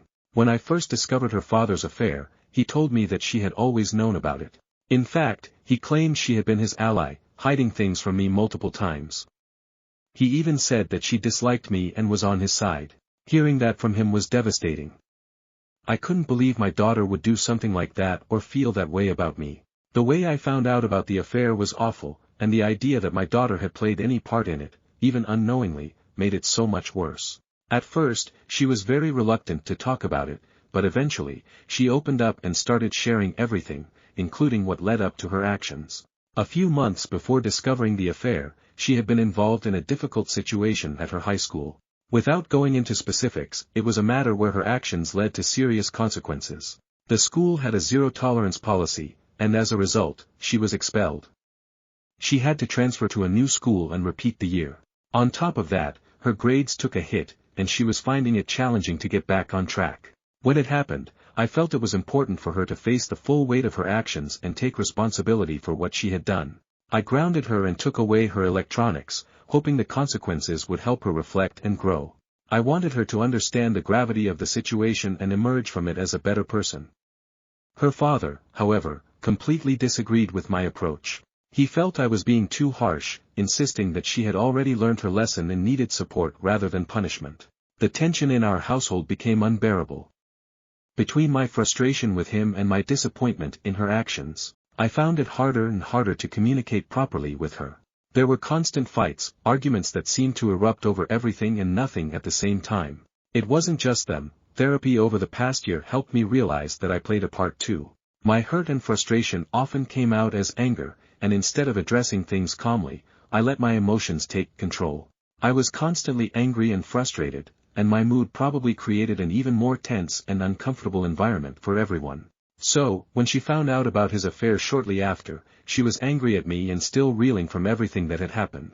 She admitted that part of her decision to stay quiet was fueled by a desire to get back at me. She felt like keeping the secret was her way of taking revenge, though she now realizes how wrong that was. She also told me she had tried to get her father to come clean, but he discouraged her from doing so, telling her that I had already been disappointed enough by her situation and that she shouldn't make things worse. Feeling trapped, she lied and kept lying, hoping it would somehow blow over without me finding out. Hearing this from her was heartbreaking. It didn't justify what she did, but it helped me understand her perspective. Knowing her father pressured her to keep his secret makes my anger toward him even stronger. He broke everything with his affair and then used our daughter to cover for him, making her feel trapped and responsible for his lies. I hate what he put her through. To be honest, our marriage was already going through a rough patch at the time, and we likely would have ended up divorcing anyway. However, it's one thing to fail as a husband, but to fail so completely as a parent is unforgivable. They always had a good relationship, and I never wanted to ruin that for her, even when I was angry. But seeing how he used her in his lies has only deepened my resentment. I told her that I've been hurt, not just by her actions, but by how deeply they shook my trust in her. At the same time, I reminded her that I love her, and I always will. I said that while I can't change the past, I want to rebuild our relationship. We agreed to take things one step at a time. I suggested we try online therapy together, and while she was hesitant at first, she agreed. She's already been seeing a therapist on her own and wasn't sure about opening up in a joint session, but I think she ultimately realized how much I want to make this work. I also brought up her brother. They've never had the closest relationship. He's always been more of a reserved, independent person, while she's more outgoing and emotional. There's been tension between them in the past, and ever since he overheard what happened with her hiding the affair, they've barely spoken. I've tried to talk to him about maybe giving her another chance, even when I wasn't on the best of terms with her. I really want them to have a good relationship, but I also don't want to push him too much. He's his own person, and I don't want him to feel like I'm trying to force him into something he isn't ready for or doesn't want to do. He's allowed to make his own decisions, and if they need time apart to heal, I'll respect that. Someone mentioned the unrealistic standards we often hold women to, and I've been thinking a lot about that. I don't hold her to any impossible standard just because she's a woman. She is the light of my life, but sometimes, I realize I've shared everything in such a negative way because of how it all played out.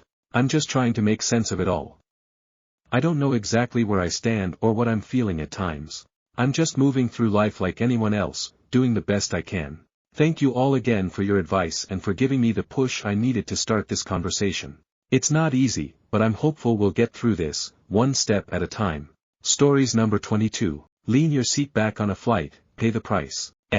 For context, I lean my seat back on flights, so I'm not saying not to do it at all. The problem that occurred was on takeoff. This guy had his seat back from the get-go and the flight attendant came around and told him to put his seat up a couple times. Eventually the flight attendant helped him put it up. As soon as she left, he leaned his seat back again. Such a dick move. The whole entire flight, 2.5 hours, I dug my knees into his seat, hard. I did it at different spots too. I know he could feel it because he kept adjusting and eventually gave a quick glance back but was too sissy to say anything. Did my knees and muscles hurt while doing it? Absolutely, but it was well worth it. Edit, for those of you who don't understand, your seat should be upright during takeoff, which is why he was entitled and why I did what I did. Stories number 23. Next door neighbor's kids are causing me to go insane. WWID. Vent/rant. Okay, so I live in an apartment and pay roughly $1,600 a month. It's infuriating that I have to deal with this. I've been here now for over a year and a half. The first year, the people that lived there were fairly quiet. I would hear them sometimes, but it's an apartment, so understandable. It was tolerable, they were respectful. Now cue in maybe about 6 months ago when my new neighbors moved in and holy hell. It's been chaos ever since. They have 4 kids and the parents are hardly there. The kids routinely play basketball and slam into our shared wall so hard that my hanging mirror shakes. Coincidentally, this is also the wall that my desk is up against and I work from home sometimes. Throughout their entire stay here so far, I have been woken up as early as 6 or 7 a.m. from kids screaming and yelling. I hear them yelling and slamming against the walls almost every day. I hear the parents yelling at them a handful of times. I'm pretty chill for the most part, and I understand that kids can be loud and have a lot of energy. I'm not usually one to complain. But I have had to complain to property management 3 times now and no resolution. After hearing constant screaming from the one kid yelling at his TV while I was on a call with a client, I had to complain the first time. Again some time later after a similar issue. I literally took a video on my phone of above my desk just videoing the wall, and you can hear clear as day. And then the third time I complained was when I was woken up 2 days in a row at 6-7 a.m. to yelling. There was also another incident in which I had a constant banging on my wall like every 4 seconds for about 8 minutes straight. I had to go over there. To my surprise, no parents, but 4 small children looking at me like deer in headlights. I asked them to stop banging on the wall cause it was driving me nuts. That was my brother playing catch off the wall, I'll tell him to stop. Some months went by and yesterday when my wall was literally shaking, I had to go over there and say something. The mom comes out and is adamant that her kids aren't doing anything. Says sometimes she hears my TV, but she hasn't said anything. Okay. I explain that my wall is quite literally shaking from the impact. Husband comes by and introduces himself. He's a bit more cool. Says that he will tell them to no longer play ball in the house. Cool, I go back next door. I wake up this morning for work. Parents clearly aren't there. But I hear the kids slamming into the wall non-stop again for at least an hour 7:45 to 8:30 a.m. before they inevitably leave for the bus. Also some days I have random knocks on my door, usually at 8:30 a.m. or around 4 p.m., so I have a strong suspicion it's these kids, but I haven't addressed it yet. I'm at a loss. I have no idea what to do. Management does nothing. Mom is in denial, doesn't care, and is only there occasionally. Stories number 24. I honestly don't think having kids is worth it anymore. Everyone always talks about how fulfilling it is to have kids, but from what I see, it just seems like an endless cycle of stress, sacrifice, And barely keeping your head above water. I'm in my late 20s, and most of my friends with kids are either exhausted, broke, or regretting how much they gave up for a life that doesn't even feel like their own anymore. Meanwhile, the ones who chose not to have kids are traveling, pursuing passions, and genuinely seem happier. I get it, kids can be a source of joy, but I don't think that joy outweighs the struggles anymore, not in this economy, not in this world. People call it selfish, but I think it's more selfish to bring kids into a life where you can't give them 100%. It's hard to say this out loud because it's such a taboo opinion, but I'm tired of pretending like everyone's life path has to look the same. For me, I just don't see the appeal anymore. Stories number 25. Advice request: how do I come out as divorced to my ex-husband's family? So I, 30F, told my ex-husband, 39M, of 7 years I wanted a divorce 3 years ago now. We both relied on each other's income for a place to live, and we both wanted full custody of our child, 5F. So we decided it was easiest to continue renting our apartment together. He requested, too, that I not tell his family that we'd divorced. So it wouldn't be awkward when you come to family gatherings, he said. I figured they were his family and I'd let it be his call what and when he told them. My family lives in a different state, so we really do lean on them a lot, and I'm terrified of how that might change if they knew. Especially when they learn how much time has passed since the actual divorce. Things are getting extra awkward now as I've been official with my new guy for about a year now. We're starting to get really serious, talking about introducing him to my daughter and if they like each other moving into another apartment with the three of us. I feel bad for my ex-husband, but it's obvious living together is keeping him from moving on. He started trying to fix our marriage when my boyfriend and I got together, and it's been a whole year of desperately trying to win me back. I wish he had the support of his family.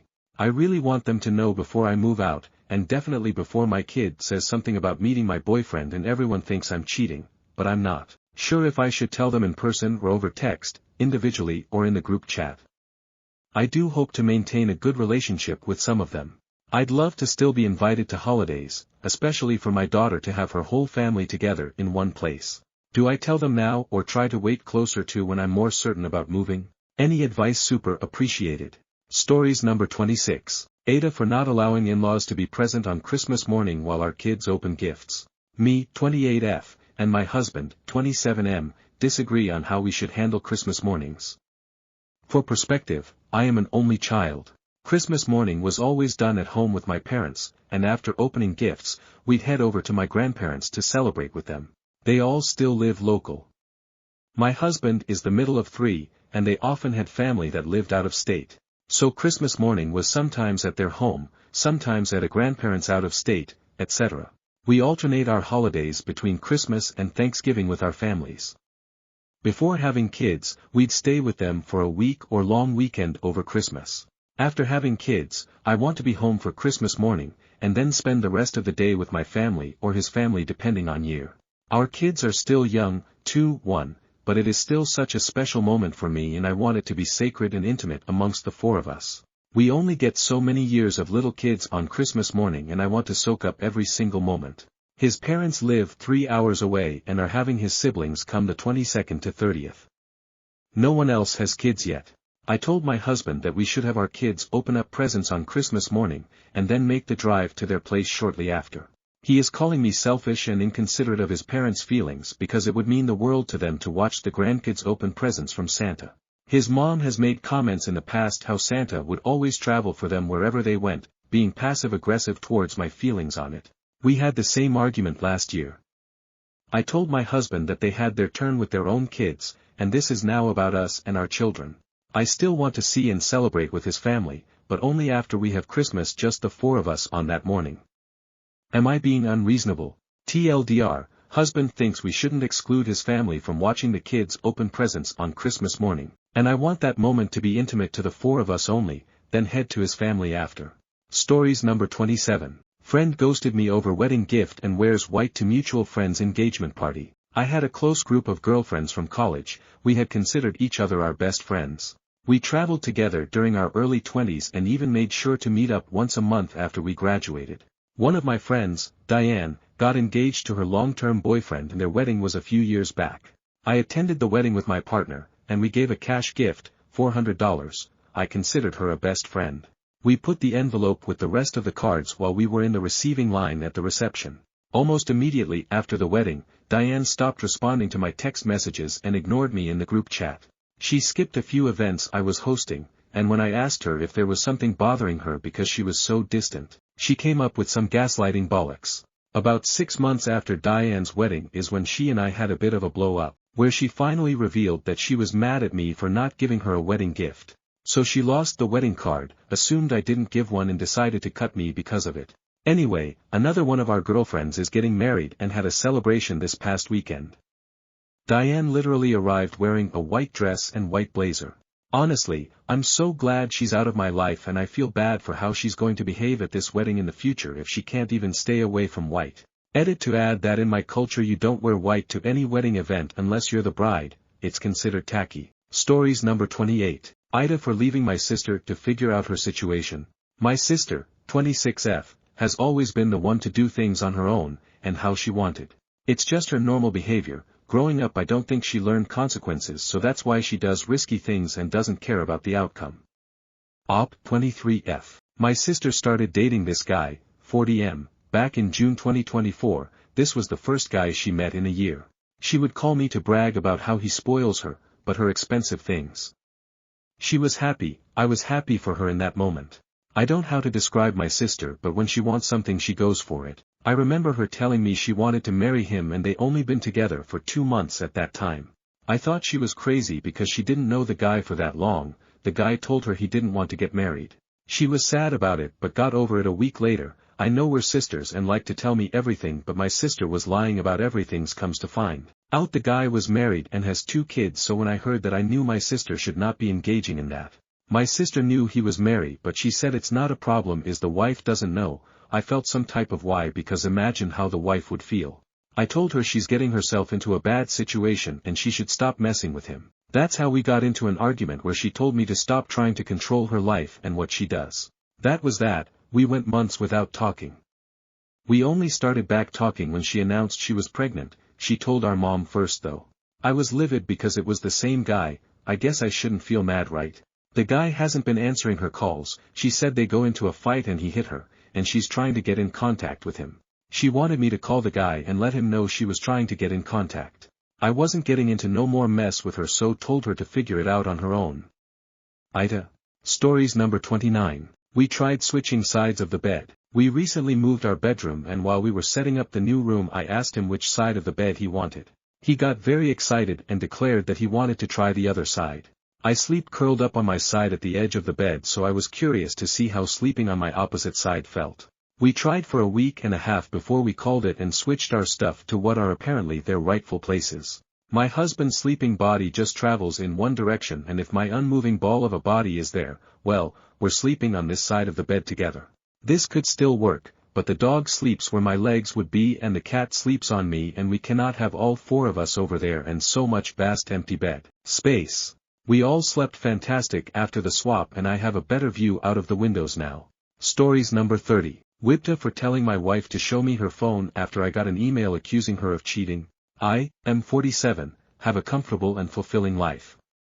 I have a job I truly enjoy, I live in a nice suburb, and am blessed with 3 wonderful children, M8, F6, F4, and a lovely wife, Emily, 45. I've always felt Emily and I were an ideal match. However, a recent email I received has deeply unsettled me and planted a seed of doubt in my mind. Emily lived in the UK between 2010 and 2015, during which time she pursued a PhD. Because she lived there so long, she developed many close friendships and has made it a point to return every couple of years to maintain those ties. This past August, she traveled to the UK for 3 weeks to attend the wedding of one of her close friends. After some consideration, we agreed that it would be best for me and the children to remain at home, as I could not take that much time away from work, and the children were unlikely to find much enjoyment in such an event. Emily departed, returned as expected, and life returned to normal for us. Last week, I received an email on my work email address. It was supposedly from the wife of Emily's friend, I'll call him Jake, M44.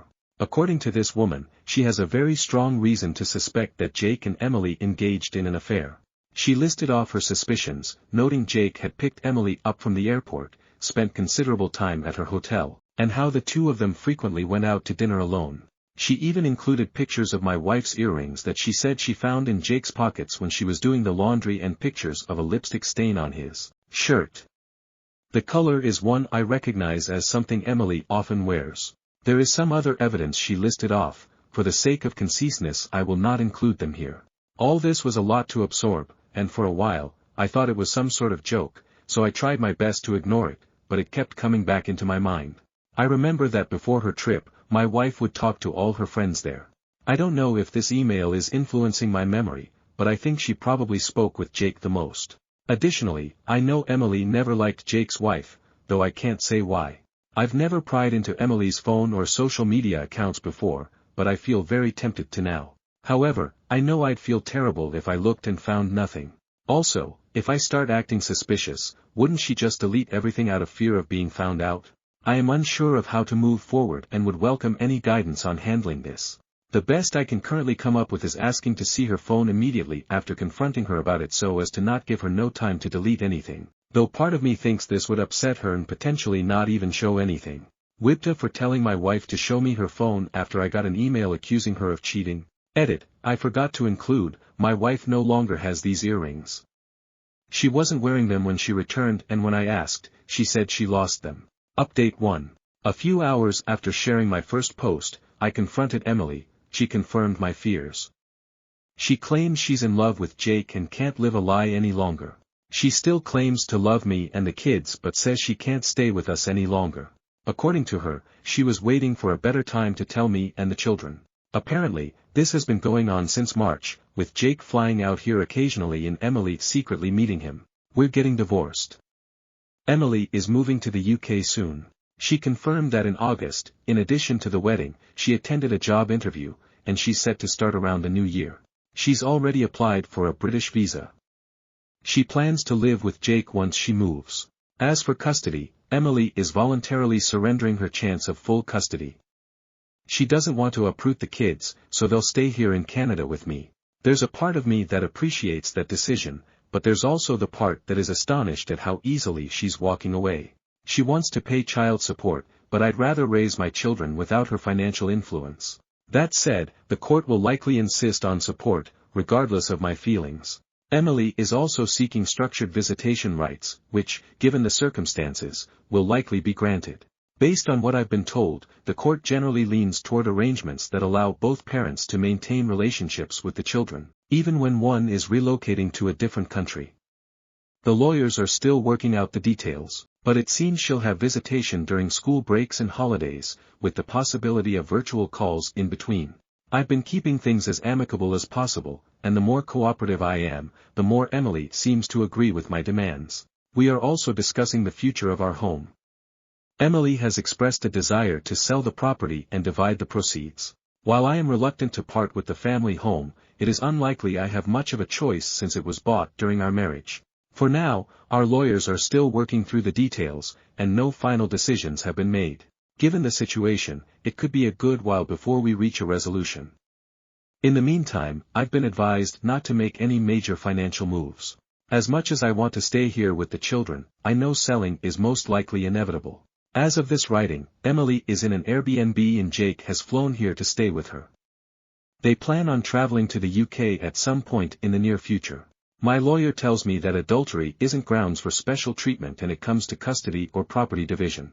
Therefore, it won't influence how assets are divided unless marital funds are directly involved. Emily likely used money from her personal account. Unless it can be proven she used our joint finances to fund the affair, it's unlikely this will make any difference in court. I have been in regular communication with Jake's soon-to-be ex-wife, Eleanor, primarily through email, and more recently, we've spoken over the phone a few times. Eleanor apologized, saying she felt guilty for telling me about the affair and worried that if she hadn't, maybe my marriage could have been salvaged. I reassured her that, for me, the gravity of the situation made divorce inevitable, and I'd rather not remain in the dark about something of this significance. She even sent me messages and other evidence of their relationship, but since Emily is openly admitting to the affair, it doesn't really matter in the context of the law. Eleanor has also told me a lot about Jake. Apparently, this is the third time he's cheated on her, and she's had enough. There's no chance of reconciliation this time, she says, and he doesn't seem interested in trying.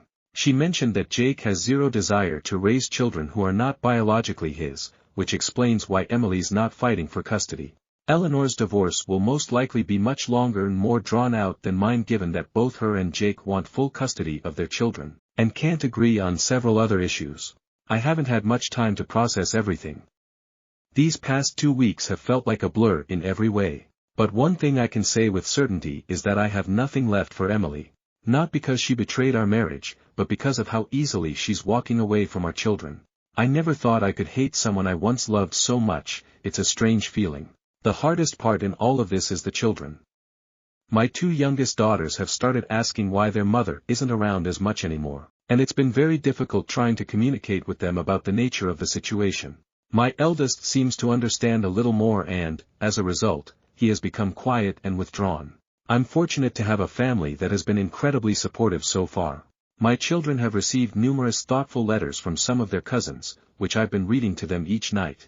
All my siblings have also sent gifts for the kids, and one of my brothers, along with his wife, drove up to visit over the past weekend. My sister-in-law even prepared plenty of food, some of which is still in the freezer.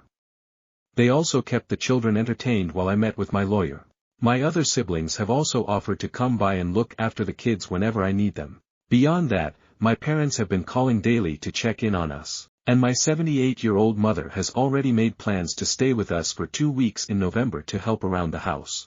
The collective effort of my family has made this experience much more bearable, and I'm deeply grateful for all their support. To everyone who encouraged me to speak with Emily after my last post, I'm grateful.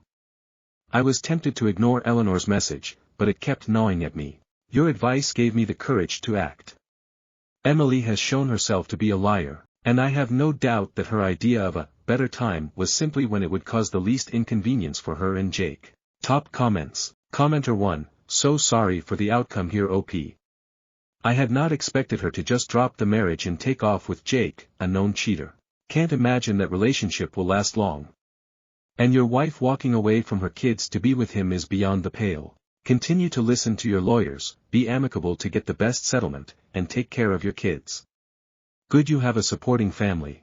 Update 2. Think of this less as an update and more as a chance to vent a few things now that I've had more time to process my situation. I know that Emily often traveled back and forth to the UK during our marriage. She claims her affair with Jake only began in March 2024, but I'm convinced she's lying. It's almost certain that this has been going on for years. Given how much she had already prepared by the time I confronted her, it's become clear to me and everyone else that she had been planning this for some time. In fact, within a few short days of our confrontation, she already had certain legal documents prepared. Additionally, Jake arriving in Canada shortly after I confronted Emily, made it clear that they had planned for her to tell me roughly around this date in advance. It makes sense that Emily was well prepared and was just waiting for things to be better lined up for herself. After all, she'd long since applied for her visa, secured a job, secretly appraised her car, our family car, though it was under her name, and sent personal items with Jake to the UK during his secret visits, all right under my oblivious nose. I have a feeling I'm only scratching the surface and have no real idea of how far this actually goes, not that Emily would ever tell me its depth. In addition to all of this, Emily had already been in touch with her lawyer long before I confronted her. Taking all this into account, it's hard not to wonder if she secured her job even earlier than she let on, perhaps to make her actions seem less calculated. 2 of Emily's friends have since reached out to express shock and disappointment by her actions. One of them, Janet, mentioned that according to another friend, Emily had been consulting her divorce lawyer as far back as late August or early September. And this other friend also confirmed my suspicion that Emily had been sending some of her belongings to the UK during Jake's visits. I've been losing sleep, replaying the past few months in my mind, maybe driving myself a little crazy, but certain things stand out. For example, when Emily went to the UK in August for the wedding, she was carrying 3 fully loaded suitcases. She told me that they were filled with presents for her friends and I didn't question it, even though it seemed a bit excessive at the time. When I picked her up from the airport after her trip, I noticed the bags were suspiciously light. I can assume that in addition to the job interview she claimed to attend, she transported a bunch of her personal items to the UK, which would explain why since her return, she seemed to have been wearing a smaller selection of her clothing. Despite this, I was somehow blindsided, and I completely blame myself. Looking back, I can see there were signs I ignored, and I guess I didn't think Emily was capable of this sort of thing. A part of me wonders if this outcome could have been avoided entirely had I been more assertive and vigilant in the past. The worst part of all is that my children are now dealing with the consequences of my ignorance and stupidity. While I twiddled my thumbs, my wife had essentially started a new life. Most people in my life now know about my separation from Emily. I've stopped wearing my wedding band, and I've explained the situation to friends and colleagues who noticed its absence. One of my close friends, and many others who reached out privately on Reddit, have suggested I get DNA tests for the children, given Emily's travel patterns and tendency to lie. While I understand where they are coming from, this is something I'll never do. I'd never assign my children to another man. Nothing will change that. Life without Emily has thus far been difficult. Mornings have become a hectic rush, between getting the kids ready and getting myself out the door. I'm barely on time for work for nearly half the week. It's frankly exhausting trying to keep up with all the extra parenting duties I have to perform throughout the day.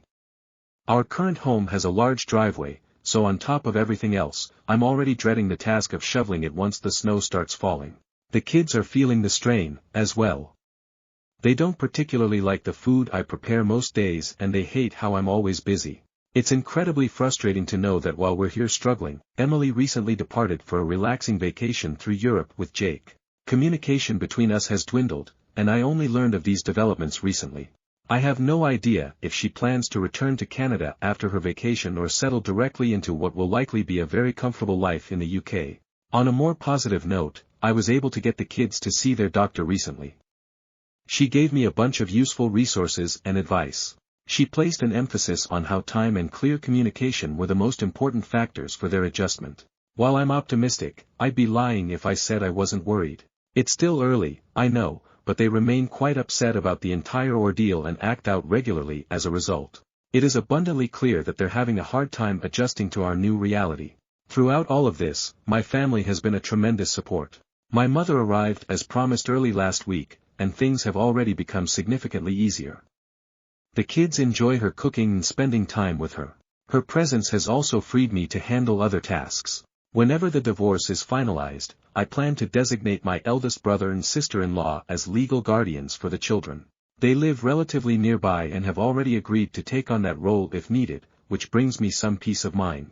However, I highly doubt this will be any time soon given my much busier schedule and Emily dragging her feet before traveling. The whole process has slowed to a snail's pace.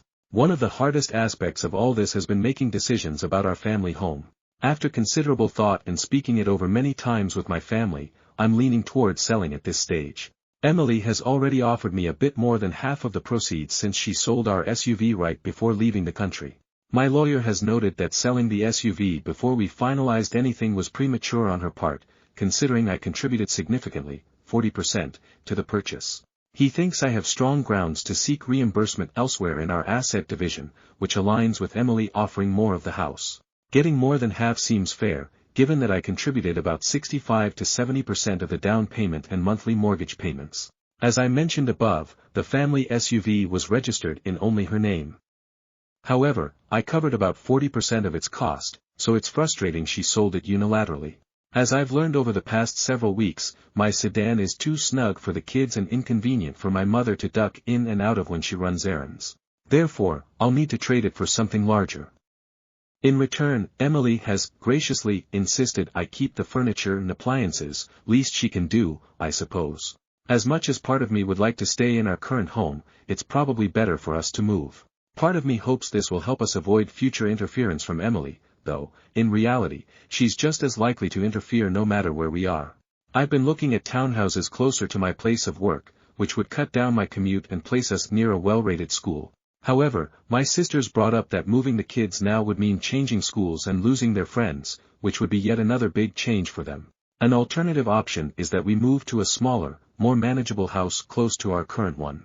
This would reduce my workload and allow the kids to stay at the same school. Regardless of which option we choose, the idea of a new home without Emily's memory is appealing.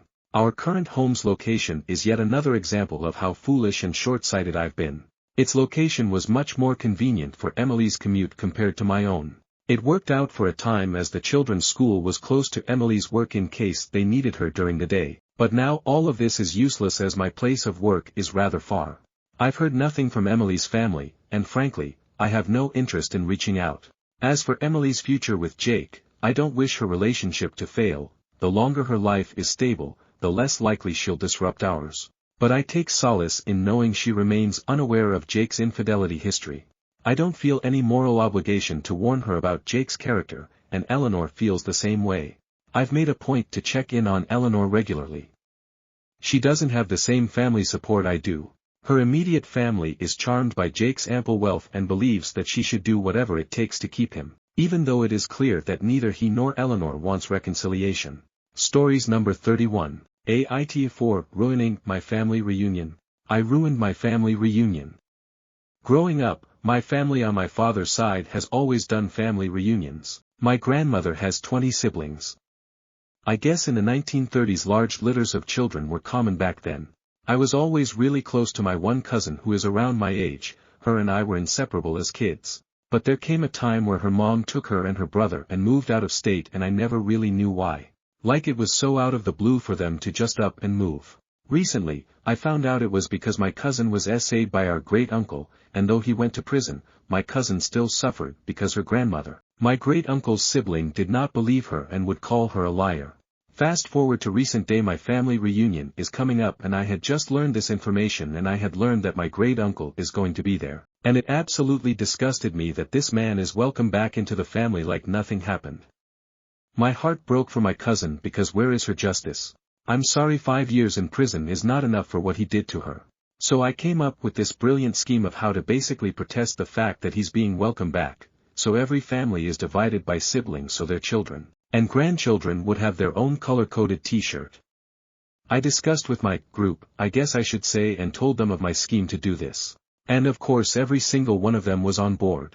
So I had the t-shirts made, everything was perfect, and then the day of the family reunion arrives. My whole group shows up proudly wearing a t-shirts. On the front it's our family crest, the original family's last name and the year of the reunion, which is what is on everybody's t-shirt. But on the back of our was, DDP * files don't re-offend, and it had my great-uncle's mug shot printed on it as well. And these t-shirts started a war within my family. There were a lot of relatives who sided with us, but there was others who did not. And when I mean that it started a war, it really did. Physical fights broke out amongst the family. And what really drew the line is when my little cousin's grandmother came to me and slapped me in the face. And thought I wouldn't have the gall to slap her back. Because I don't care how old are you, keep your hands to yourself. This led to the police being called and the family reunion ending. And what made my day was that my great-uncle was arrested because he was not supposed to be within 50 yards of children, and of course, being a family reunion, there were children there. Since then, we have not had another family reunion, and I am constantly receiving hate from some family members saying that it is all my fault, so I guess I'm gonna ask y'all AITA. Stories number 32. AITA for telling my ex-best friend and ex-husband's affair partner he tried to get me back when she miscarried, but not before she married him. I was best friends with Jess, 37F, for almost 30 years when I learned she was having an affair with my husband Henry, 40M. I divorced him and ended my friendship with her. She was pregnant when I learned the truth too. While Henry and I had our kids who were 2 and 4 at the time. This was 4 years ago. During our divorce, Jess suffered a later miscarriage and Henry tried to get me back. He sent me hundreds of texts about how he wanted our family and only stayed with Jess because she was pregnant, and how he'd wanted to fight for me. He wrote a lot of awful things about Jess, and he even sent photos of the gift he got me for my birthday that he didn't have the chance to give me because I found out about him and Jess and ended our marriage. He was trying to get me back for a solid 3 to 4 months, and even after he stopped the constant push to get me back, he was always saying he loved me and wanted me. Jess wanted me to not hate them, and I told her to fuck off and leave me alone because I didn't want to see her again, and I knew I didn't get that fucking choice. Because she was a selfish, said many insults to her face, and that she and Henry were disgusting. She tried to shame me for not sympathizing about her miscarriage, and I told her to get out of my face. She hadn't expected me to reject her, I don't think, and became angry at me for rejecting her when we were having a rough patch. She started gloating that my kids would love her and she'd be their second mommy, etc. My kids don't call her mom or even say they have 3 parents. I never tried to stop it, but they just don't. I avoid Jess and Henry until I can't, and I didn't send a wedding gift when they got married, which also pissed Jess off. While Henry was upset it was him marrying Jess instead of us remarrying. I kept the texts from him because if he ever started to increase his efforts I wanted to have proof of harassment and the fact I had asked him to stop repeatedly. He even told me when Jess miscarried again and needed a procedure which showed she could never get pregnant again. She knew none of this. But she confronted me again recently about not being friendly, hating them, and trying to rub it in my face that they are the family unit for my kids and how I'm just the extra person they have to see. And she brought up Henry always wanting her and I was pathetic keeping the kids from embracing her as mom. I brought up Henry's to her and during a fight, which happened when she showed up at my house while the kids were at school, and the fact he only wanted her because of the pregnancy and tried many times to get me back. I even showed her a lot of what he sent me, and the ones where he shared her fertility troubles with me. Now she's pissed at me for not telling her beforehand and Henry's mom, who I blocked during my divorce, showed up to say how awful I was to ruin the marriage like that and why couldn't I let them be happy. She told me I was extra petty for revealing all this after so long. Stories number 33. How do I, 30F, set boundaries in response to my husband's, 35M, restrictions on me? I cheated on my husband and D-Day was 10 months ago. My husband and I were having a really rough patch in our marriage. Husband was unsupportive of my master's program, that I funded, and made me give up my cat I've had for so long. The resentment built up so much, especially after failed conversations and anxiety, that I lacked the tools to address those issues in a healthy way, and instead cheated on him with a coworker I considered very close to me. I didn't even realize when I was feeling emotionally pulled towards him. All I remember is feeling good just talking to him and sharing my feelings, feeling heard and validated, experiencing happy hormones without even realizing, and not experiencing them when I was at home with my husband. So I chose the artificial high over him, when I didn't even intend to hurt him or cheat on him. All I remember is, one day, after a particularly bad fight in the morning, I had decided I don't want to choose him, and kissed my coworker and had sex with him. Immediately after doing the deed I realized it wasn't worth it. It wasn't worth being a shitty person. So I told my husband. He unleashed his wrath in such a way that it scared me. However, by that time I had mentally forgiven him for all the bad parts in our marriage before cheating happened. Maybe it was a way I expressed my guilt and remorse by silently being okay with how unsupportive he was, or when he made me give up my cat. So for a few months I accepted whatever terms he set for me. I was to become a stay-at-home mom unless I find a remote job, never go outside alone, and if I had to, it's to FaceTime him every 30 minutes. He didn't feel secure me working from office and wanted me to find a remote job, which felt unfair because I had just earned my master's and didn't want to limit my options. But I still understand that he will take his time to heal from whatever damage I've caused. However, the worst thing I experience every single day is my alarm. My husband made me record my own voice saying, "I am a horrible person and an unfaithful wife who cheated on her husband and deserves no respect." So every morning I wake up to my own voice telling me the scum I am. This is impacting my mental health, but my husband insists putting this alarm as a punishment for wronging him for at least 3 years. Because I had an affair for 3 months. He absolutely refuses to go to counseling because he thinks counselor might try to make him accept things he doesn't want to accept or lessen the consequences he has for me. I just want to get rid of that alarm. I can accept other things, but I cannot imagine having that as my first thought in the morning for 2.5 more years. How do I set boundaries and communicate in a way that makes him listen to me? This is hurting me. Stories number 34. My 40F husband, 41M, together 6 years, snooped on my phone and found out about something I did years ago before we met. Does he have a right to be mad? I'll get straight into it. For some reason recently he started to think I'm messaging and meeting other men. I'm not. I've never messaged anyone since the day of our first date and I've certainly not met anyone. I don't know where this has come from. We have each other's passcodes for our phones, but I've never once felt the need to look at his, and I don't mind him using mine, but reading my messages I do mind, as I don't think it's fair on the people I'm talking to. On to what happened. I went to the shops the other day and I left my phone at home. When I got back my husband got in my face and called me a slag and a tramp and all sorts of other nasty names. He went through my Facebook messages and found a message from 16 years ago. At the time I was so poor, having just lost my job and having bills to pay. I applied for hundreds of jobs and needed my car to get to interviews. It broke down. Not terribly, but it needed a new alternator. I messaged a couple of friends who were mechanics and both wanted over £100, which was a good quote, but I just couldn't afford it. I offered one of them I'd send him a couple of nudes for now and pay him when I got a job. He agreed, and within a day I was back on the road. Once I had a job I offered to pay him and everything was fine. The mechanic is sadly dead now, so my husband has nothing to be wary of. After he finished ranting and raving at me, I told him I'll never forgive him for looking through my phone and invading my privacy. I asked if he'd found anything else and he said no. I said, see. How many times do I have to tell you? In fact, I'm done telling you. I picked a few things and I left for my sister's, where I still am now. Is what I did 10 years before I met him really that bad? I'm starting to think he's projecting with all these accusations constantly, and now I'm starting to doubt him. Once trust has been broken like this, can it be repaired? Update, 1 month later. Backstory. For months my husband has been suspicious for months that I'm cheating, even though I've never even messaged another man since before our first date. He snooped on my phone and found a message from 16 years ago, so 10 years before we got together, where I was short of money, so sent a mechanic some nudes in lieu of payment for supplying and fitting an alternator. He called me all sort of names and I got mad back and said I'll never trust him and I think he's projecting. On to the update, and like many of you suggested, he was projecting and he's the one who's cheating. I left for my sister's for a few days when I wrote that post. Driving past a Premier Inn near her house and saw his car outside, waited by it for 3 hours, where he eventually emerged with another woman. He said it was the first time and he thought we'd split up. She said to him, "What are you talking about and who is this?" Referring to me. He literally ran off like a coward.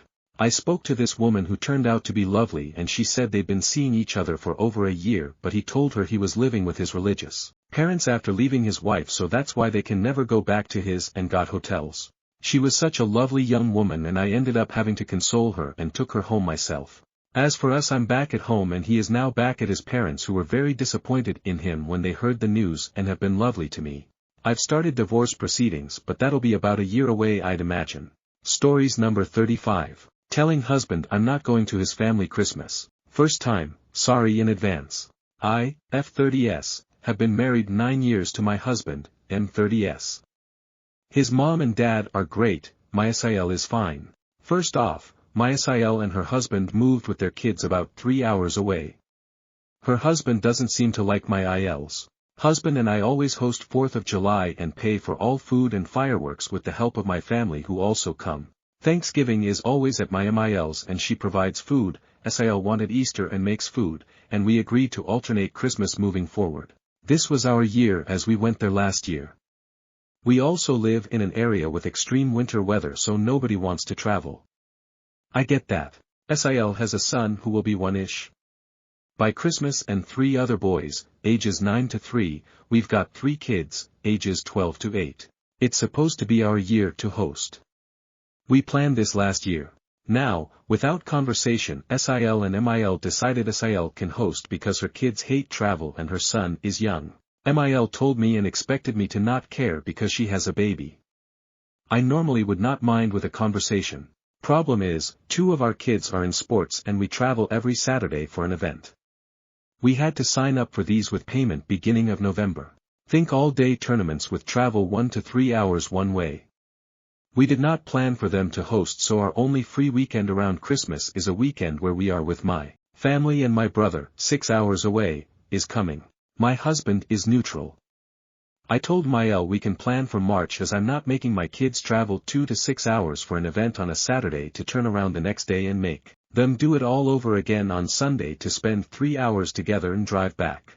All other family members attend church, so events are typically at 1 to 2 p.m. and we like to get home before it's too late to do showers and go to bed before school. Monday. Wibta if I told husband I am not going and will not make the kids go. He's neutral so far. For some reason, nobody will argue with SIL when she makes a decision. SIL is very rude to my MIL and ruins everyone's time on top of it all. Side note, we all have full-time employment and only have every other weekend available as is. I also have not contacted SIL yet. Stories number 36. AITA for defending my daughter's comments towards my other daughter being single. My daughter, 17F, Emily, has been dating this boy, 17M, Zach, for around 2-2.5 months now, and he recently came to visit us. And this is the first time he has came over for dinner, and this is Emily's first BF. Zach is a very lovely boy and very outgoing. When he came in and saw me he says, "Emily, I didn't know you have two sisters." I laughed as even though it's cliché I know he's trying to be nice. The entire time at dinner he was very polite but he is also a very outgoing kid. He would say stuff such as "what a lovely dinner, this food is great, your backyard is beautiful, etc., etc. So while you could say he was trying to be overly polite, he was still a very sweet and kind kid. Emily is a more shy and reserved person so I felt they were really great for each other. Emily is also very sweet and positive, another thing they have in common that I appreciated. My husband also hit it off with him and they were engaging in sports banter, and eventually came to trash-talking some football team owner. My older daughter, Amy, 19, however kept grilling the poor guy, asking if he would pay for dates, to which he said yeah, and then she asks how he has money, and he said his job. Then she started talking about making time for Emily, in between school friends and a job. Then it came on to how they would get to dates and she started asking him about his license. She then started to ask about protecting her, making comments on his stature. He's on the shorter side and kind of chubby, like 5 feet 7 inches and maybe a little overweight. Nothing crazy however, and he seemed to be getting uncomfortable so I brought out dessert, which he again complimented, and my husband brought up sports to change topics. After he left I asked her why she would do that. She said that he seemed too nice, and cliché, as if he was faking it. I said, so people can't be nice these days. You made it weird for him and Emily. Emily didn't deserve that, neither did he. She said that she just didn't like that vibe as no one is that nice or positive, it was definitely forced. Emily butted in and said that she really didn't appreciate that and said that Amy's reasoning didn't make sense. Amy said that she didn't care if it was awkward as she wanted to grill him, and that she doesn't like him because he seemed fake. Emily said that Amy was messed up and I agreed. Amy then said that he was some dumb weak kid faking being nice, and this upset Emily, and me. Emily then said in a fuss, "You only say that because you're single and no one will date you." She has been slightly sensitive about this as she hasn't been in a committed relationship yet. This upset Amy and Amy asked why I didn't say anything or stop her from going to her room. I said that she just insulted her BF and that she deserved it. She told me I should punish her and was being a bad parent, and now Amy isn't talking to me and I feel that maybe a personal insult like that was too far. Stories number 37. Daddy, I'm thirsty. Can I have one more glass of water? Kayla asks, wearing the saddest face a 5-year-old can muster up. In a minute, okay? I answer, busy filling the bath for her. A million other things are on my mind, getting a plate of leftovers into the oven for my wife so they'll be warm when she gets off yet another late shift. The dishes. Getting Kayla's lunch packed for kindergarten. Her upcoming doctor's appointment, the next in a line of many. I'm really, really thirsty, she insists, bouncing in place and stomping her foot so hard her little bunny slipper nearly comes off. All right. All right. Don't try to get in the tub by yourself, though, okay? I'll help you in a second. Okay. Up. Out. Kitchen. It's been hard. Kayla was diagnosed with diabetes last month, after a harrowing couple of weeks full of complaints of headaches, tummy aches, dizziness, potty problems, loss of coordination, vision trouble, the whole blood sugar dysregulation roller coaster. Not much seems to help. She's going to have to be evaluated even more thoroughly next week, something Angela and I are both dreading for her sake and our savings accounts. Anja's work has more opportunity for overtime than mine, so she's been picking up extra hours as much to help give us a buffer as it is to get out of the house and away from the constant reminder that our daughter is unwell, if you ask me. Kayla is always thirsty anymore. I throw a couple of ice cubes in a glass, tip the cup against the water dispenser on the fridge. The doctor said that it's common in diabetics. But it also means she's up every 4 or 5 hours to pee if she even wakes up for it at all. Kayla had been potty trained by age 3 and now we're back to as many as 4 accidents a week.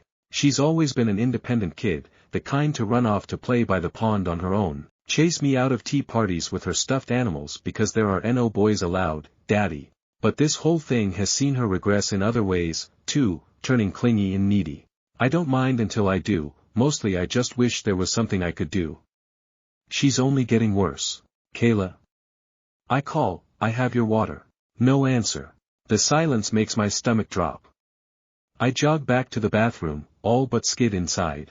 The glass slips out of my hand and shatters on the floor. Kayla. Her little body is limp, still dressed, bent over the side of the tub. I grab her, yank her up and flip her over and then can only turn and vomit. Drenched blonde wisps of hair hang, tangled with thick knots of meters-long white horsehair worms. They squirm free of her throat, nose, and the bloody ruins of her eyes. Writhing, frenetic. Feeling desperately for the water. Stories number 38. My uncle said, "Fuck you bitch," right before he hung up. I, 43F, am in the car with my mom, 68F, heading home. She lives with me, when her younger brother, 53M, calls and says, "You know, I've been thinking about this all day long, and it's really bothering me. What is wrong with your son, 35M, and why can't he get it together?" Backstory: my brother has an audio processing disorder, and was in special education all his school career. He did not graduate high school, but has always held a job or two. He has been working as a cook at a chain restaurant for the last 4 years, but his hours were cut from 5 days down to 3 due to low foot traffic. So I connected him with an acquaintance who is looking for an extra set of hands during the week to help with their small business. He starts the second job tomorrow. He also works for me on Saturday at a farmer's market. But he is currently short on his rent this month by $400. Anyhow, I hear my mother explaining to my uncle that my brother's hours were cut, and he's trying to make extra money. My uncle then proceeds to question why she gave him their last name, and then compare him to every person in special ed that he knew 40 years ago and combating all of his challenges. So I asked my mother while she was on the phone, "Did either of you ask uncle for money?" She says, "No, I was just telling him what's going on because he asked how your brother was doing." So I said, "Please stop telling his business to your family, because now he's calling you to argue. He's thought about your son's problem all day but he has not offered any help, mentorship or solutions, not even a prayer. We are not his entertainment, do not discuss our business with him." My uncle then says, "Hey, why are you in our business? I'm talking to your mother." So I told him, "Well, that's my brother, and technically you are discussing my brother's personal business. But you haven't offered any help or guidance and I've already helped with a long-term solution. So if you aren't going to extend yourself in any way then you should not be calling to discuss this matter." He says, "F***CKUB, TCH, and I say, and you're supposed to be our uncle, our family. Look at you." He then hangs up. Stories number 39. Did you say bucks? This is unacceptable. Here's a quick one where a customer was triggered just for one damn word. I used to handle customer service for Amazon some time ago and I got this one phone call where a customer was asking to return something she ordered. I can't remember the reasons why. Okay, sure enough. Let's go ahead and create a return label for her to return the goods. I explained the whole drill for the return, and at one point, she asked what was the amount of the refund, because she was within the 90-day return window and was expecting the full amount. When I explained the amount, this is where things went wrong. This is how the convo went. "Okay, this is the amount you get as soon as we get the goods back. It will be $64.99 bucks." Absolute silence. "Did you say bucks? Are you serious? Did you say bucks? This is unacceptable, get me a supervisor now." As I was reaching out to a sup within my office, I was kinda blown away by how a customer snapped just for one word choice. In the end, my sup eventually took over and resolved the customer's issue while I immediately took another call, because we had a huge queue. The next day, I was sitting alone during my lunch time and the sup sat next to me. We talked casually about the customer who demanded a sup just for my single word. According to him, the customer stated that "Tell your management that the agent who took my call is an incompetent who doesn't know how to talk." I sighed with a face that looked like I don't get paid enough for handling people with such a short fuse. My sup read through my face and then retorted, "No worries, QA also checked the call and certainly, there was nothing wrong with it. Let's just avoid using that word for now." A few weeks later, I got another call from the same customer. She called because her account was locked on suspected fraud. I was like, "Okay, let's see what we can do here," but as soon as the customer heard my voice, she snapped again and demanded me to reach out to a sup. "I remember you, you are that weirdo who talks like a dumbass teenager. Get me your..." Click. At this rate, I had enough of customers taking it out on agents who simply did their best assisting them. QA once again got this call to audit, but I was set free to return to work. As it was one of the few instances where hanging on the customer was valid, she went obnoxious for no reason, or in this case, just a matter of wording. Nothing ever came out of the QA audits of these 2 calls. And the customer remained banned from what I heard on the last days running customer service before I called it quits. Edit, rephrasing. Stories number 40. AITA for telling my sister she's not allowed to bring her homemade food to Thanksgiving because her cooking is ruining the meal. Every year, our family does a big Thanksgiving dinner, and we all typically bring a dish or 2. My sister, who's a lovely person in every other way, insists on cooking something homemade every time. The issue? She's not a great cook. And I don't mean just not great, I mean she has somehow managed to turn classic dishes into borderline inedible creations. For context, last Thanksgiving, she showed up with her special recipe, stuffing that was over-seasoned with random spices like cinnamon and cardamom. It was dry, and the flavors were confusing and totally off for stuffing. Only one person took a small bite, and the rest went untouched. Another year, she brought a green bean casserole that had some kind of strange, chewy texture. She later admitted she used coconut milk and almond flour to experiment. No one wanted seconds of that either. This year, I'm hosting Thanksgiving. Since I'm responsible for putting it all together, I wanted to keep the menu consistent so that people could actually enjoy a cohesive meal. I thought I'd avoid drama by asking her to bring non-food items instead, like wine, soda, or even some flowers. I explained to her, very kindly, I thought, that I just wanted to make things easy and streamlined, and I'd handle the main dishes. But she didn't take it well. She got offended and told me I was being controlling and shutting her out of the family gathering. She then accused me of making her feel inadequate and said that Thanksgiving is about everyone contributing, not me deciding what's acceptable. I told her that everyone appreciates her effort, but that she could contribute in other ways and still be part of it. She doubled down and said she's bringing her famous green bean casserole whether I like it or not.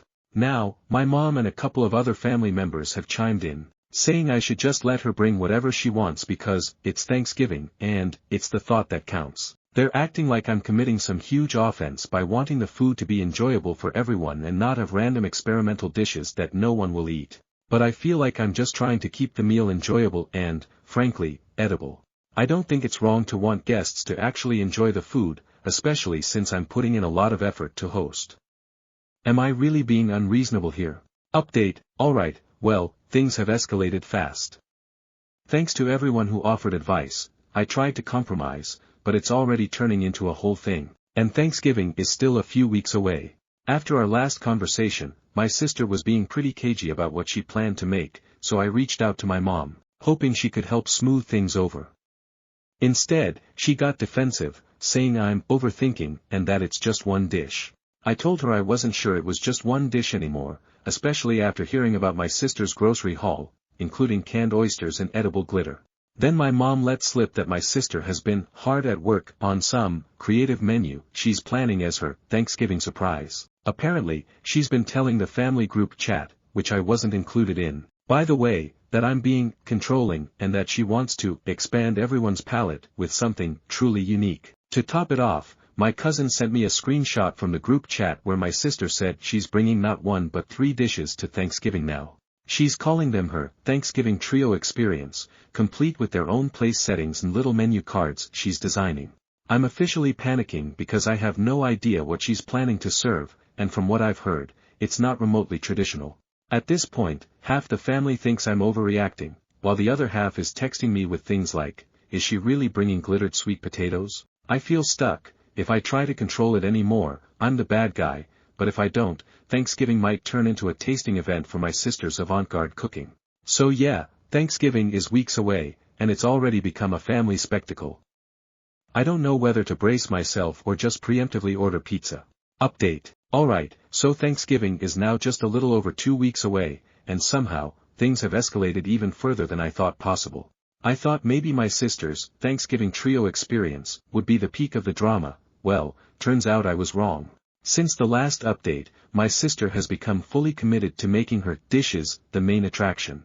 She's been dropping hints in the family group chat, which I'm still not included in. But shout out to my cousin for the screenshots, about how this Thanksgiving will be one to remember, and calling it her Thanksgiving debut. She's apparently been referring to herself as the Thanksgiving head chef, and has hinted that she's bringing some kind of culinary surprise centerpiece that will transform the whole experience. From what I can piece together, she's planning a main statement dish, in addition to her original 3 side dishes. I'm picturing something equally bizarre but on a much larger scale, and honestly, I'm terrified. If her green bean casserole was already pushing it, I can't even imagine what she thinks is worthy of being the centerpiece. Then, to make things even weirder, my mom texted me privately and suggested that I step back this year and let my sister shine since she's so excited about her contributions. My mom thinks if we just give her this moment, it'll make her happy and she'll get it out of her system. She even hinted that maybe I should focus on decorations and drinks instead of the main dishes, which feels like an attempt to turn hosting over to my sister without actually saying it. So now, I'm left with a choice: go along with my mom's plan and let my sister essentially hijack Thanksgiving, or keep pushing back and risk a family showdown. I just wanted a nice Thanksgiving with dishes everyone would enjoy, but it seems like I'm either about to hand over the whole meal to her, or prepare for some serious drama. Thanksgiving isn't even here yet, and it already feels like a circus. I'm half tempted to just sit back and see what chaos unfolds, but part of me is still worried about subjecting the whole family to whatever artistic statement she has planned. Stories number 41. Decrepit priest talked about child death during ceremony. Horrible vendors. This happened at a dear friend's wedding over a decade ago, but I still cannot believe it actually happened. My husband's best friend was getting married to the chillest woman ever. We love them both and have been friends for nearly 20 years. In an effort to appease their Catholic parents, they agreed to get married at the bride's childhood church in a full Catholic mass. Neither of them are religious in any way. My husband was a groomsman, so we attended the rehearsal the night before and everything was fine. The priest was an ancient man who had been at the church for as long as the bride could remember. At this point he should have retired 5 to 10 years prior, but he seemed oblivious to this. Day of the wedding comes and everything is going smoothly.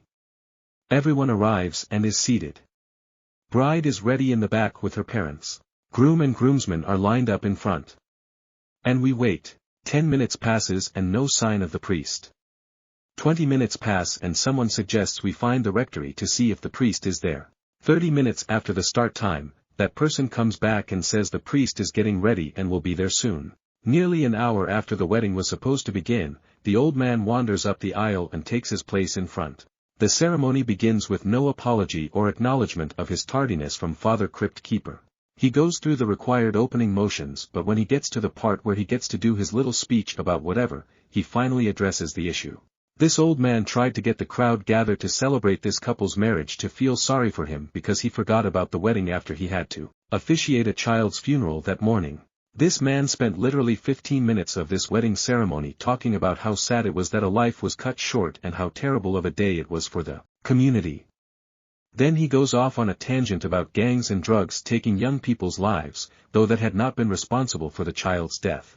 He tried to bring it back around by saying he was glad to have a new beginning to celebrate on this most solemn of days and that the couple had to be good Catholics and have as many babies as possible to offset the tragedy of children dying. He then moved on with all the other wedding mass requirements and that was that. Every single person in that audience was shell-shocked. Talking to the bride later, she made a comment along the lines of, "Yeah, I forgot he does things like that." Like him pulling this kind of stunt was somewhat expected. And indeed, he pulled the same shit at the bride's sister's wedding 2 years later and another friend's wedding later that year. Anyway, all 3 couples we know that were married by this madman are still happily together, none of them are practicing Catholics or religious anymore, and our friends do have 3 beautiful girls together, despite this crazy person's request. Last I heard, maybe 5 years ago, the priest was still doing his thing with no retirement date in sight. Notes, all our love to the bereaved family, of course. Also, I am not Catholic so forgive my lack of proper terminology. Stories number 42. I got intimate with a long-term best friend of 10 years. My best friend, F24, and I, M24, have been best friends since beginning high school. We have always been platonic and she is an incredible friend to me. She is able to give me advice on a lot of things and I always felt it is very valuable to have a friend of the opposite sex to get female opinion, hang out with, etc. Recently we had a night out and ended in us hooking up, resulting in me staying the night. It was really good and didn't feel wrong in the moment, and possibly would do it again. My only fear is one of us would expect the relationship to progress to being something more serious than friends, which is not what I want. I also don't want it to affect my dating life as I'm starting to get back into that aspect of my life. I'm hoping that we could occasionally have a FWB thing without strings attached. But I'm sure that could get messy. TLDR, I had sex with my best friend of a decade and have mixed feelings. Edit, my qualms are not appearance related. My partial hesitation is due to the fact that there is a pattern of mental health issues present that are a turn-off, for me in a partner, that are not necessarily a deal breaker in a friend. Stories number 43. AITA for cutting off a friend after he crossed multiple lines, including violating my privacy. I, 16F, recently cut ties with someone in my friend group, and things have escalated to the point where my parents are threatening legal action against the school. I need some perspective because some people think I'm overreacting, but I feel like I've put up with enough. Here's the backstory. I had a friend, 16M, who's always been a bit of a handful. He doesn't take school seriously, makes offensive jokes, including racist ones, and sometimes says dark things about self-harm, like banging his head on lockers in front of people. He also has a short temper. For example, he once yelled at another friend because she touched his plush fox. Despite all of this, I tried to give him the benefit of the doubt, hoping he'd grow out of his behavior. Even my best friend, 16F, who he clashed with, encouraged me to stick by him because she thought he could change. The final straw in that friendship happened when my best friend was diagnosed with Hodgkin's lymphoma. I told our friend group, hoping for support, but his response was, "So? Who cares?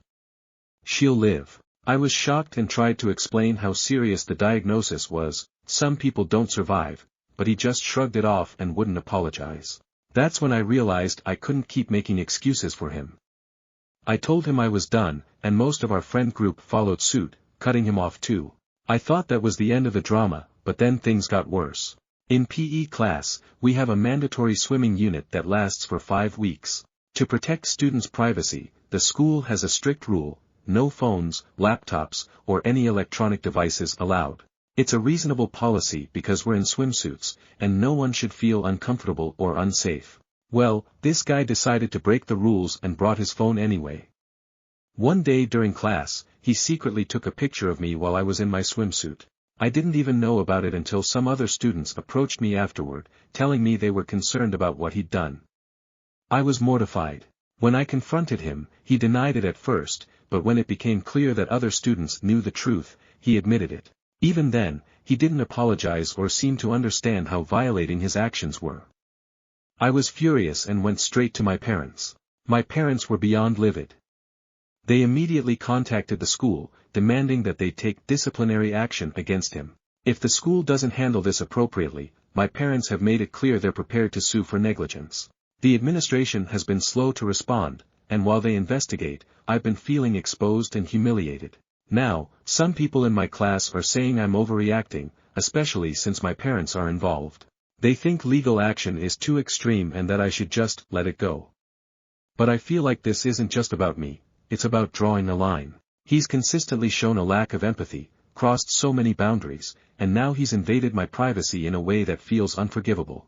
So, Reddit, am I the jerk for cutting him out of my life and supporting my parents' decision to take this situation as far as necessary? Stories number 44. My husband keeps it warmer for me. It's getting colder in the northern hemisphere and this morning is our first really chilly and damp morning of the season. My husband WFH. I am at the office 3 days a week. Today, I woke at my usually ridiculously early hour but I was not feeling well and decided I needed to WFH. When DH woke and came to our office space I commented that it's really chilly in here. That's because it's Wednesday and you're not usually here. I keep it 2 degrees warmer when you're home, and he turned the heat up. We've been married for 20 years and together for longer. I had no idea he did this for me. Stories number 45. Bought my own place, moving out of BF's. He tricked me into thinking he was so many things. Then over the last 3 years living together I became the breadwinner, cook, maid, etc. We have been talking about next steps, looking at places together for a year. After our 5th big fight about him not pulling his weight, he threw a tantrum. So the next day I got in the car and drove for hours looking at places I could afford without him. Within a week I found one and made an offer. I stopped cleaning up after him the day it got accepted, well, mostly anyway. The repairs I needed are wrapping up tomorrow. My new mattress gets to the place Friday. All I have to move are my desk, my clothes, and some basic kitchen things. I threw away most of my stuff to come live with him. A bad idea in retrospect, but I thought things would be different. I just looked around at the trash spilling across the kitchen floor, moldy bathroom, the dishes piling up in the sink, and the man snoring in the unclean sheets. Wow, it feels good to be leaving. The realization I can just build my life without taking on the problems that come with being involved with a man has been such a relief. Stories number 46. AITA for telling my girlfriend that I don't want to sell my family heirlooms yet despite how immoral she thinks they are to keep. I, 25F, recently lost my grandmother, 90s. She was a wealthy, educated, eccentric and well-traveled woman who has a lot of expensive but controversial pieces in her home, which I inherited. These include ivory, taxidermy of native and exotic animals, minx coats, fox furs, a snake skin bag and a seal fur jacket. But the most uncomfortable by far is the animal heads mounted on her wall that she inherited from my grandfather's side of the family. Everything is all legal and registered. There's also a lot of furniture and other things that belong to my family long gone. Some of these have been in my family for nearly 5 generations. My girlfriend, Penny, is vegetarian and adamantly against any animal cruelty, which I agree with. However, our opinions differ on this particular situation. I'm in the camp of, most of these animals have been dead for 50 years. It's more ethical to wear the clothing than to buy faux fur which is all plastic. Nothing we do will bring the animals back to life. For example, the taxidermy lion head was killed by my great-great-grandfather in 1912. That lion isn't coming back, even if I detest hunting.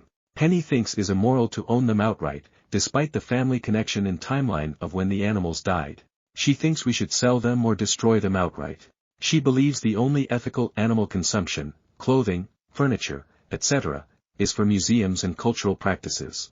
We did some digging and the low end, $5,000 to $20,000, and the high end, $50,000 to $200,000, if we sold all the animal products. I'm not totally opposed to selling items, but my grandma died 3 weeks ago and I want to wait a little bit first. I've agreed to remove the heads from the wall / move the taxidermy, but I've made it clear to Penny that I have no issue wearing the fur, as again, I view it as moral to do so.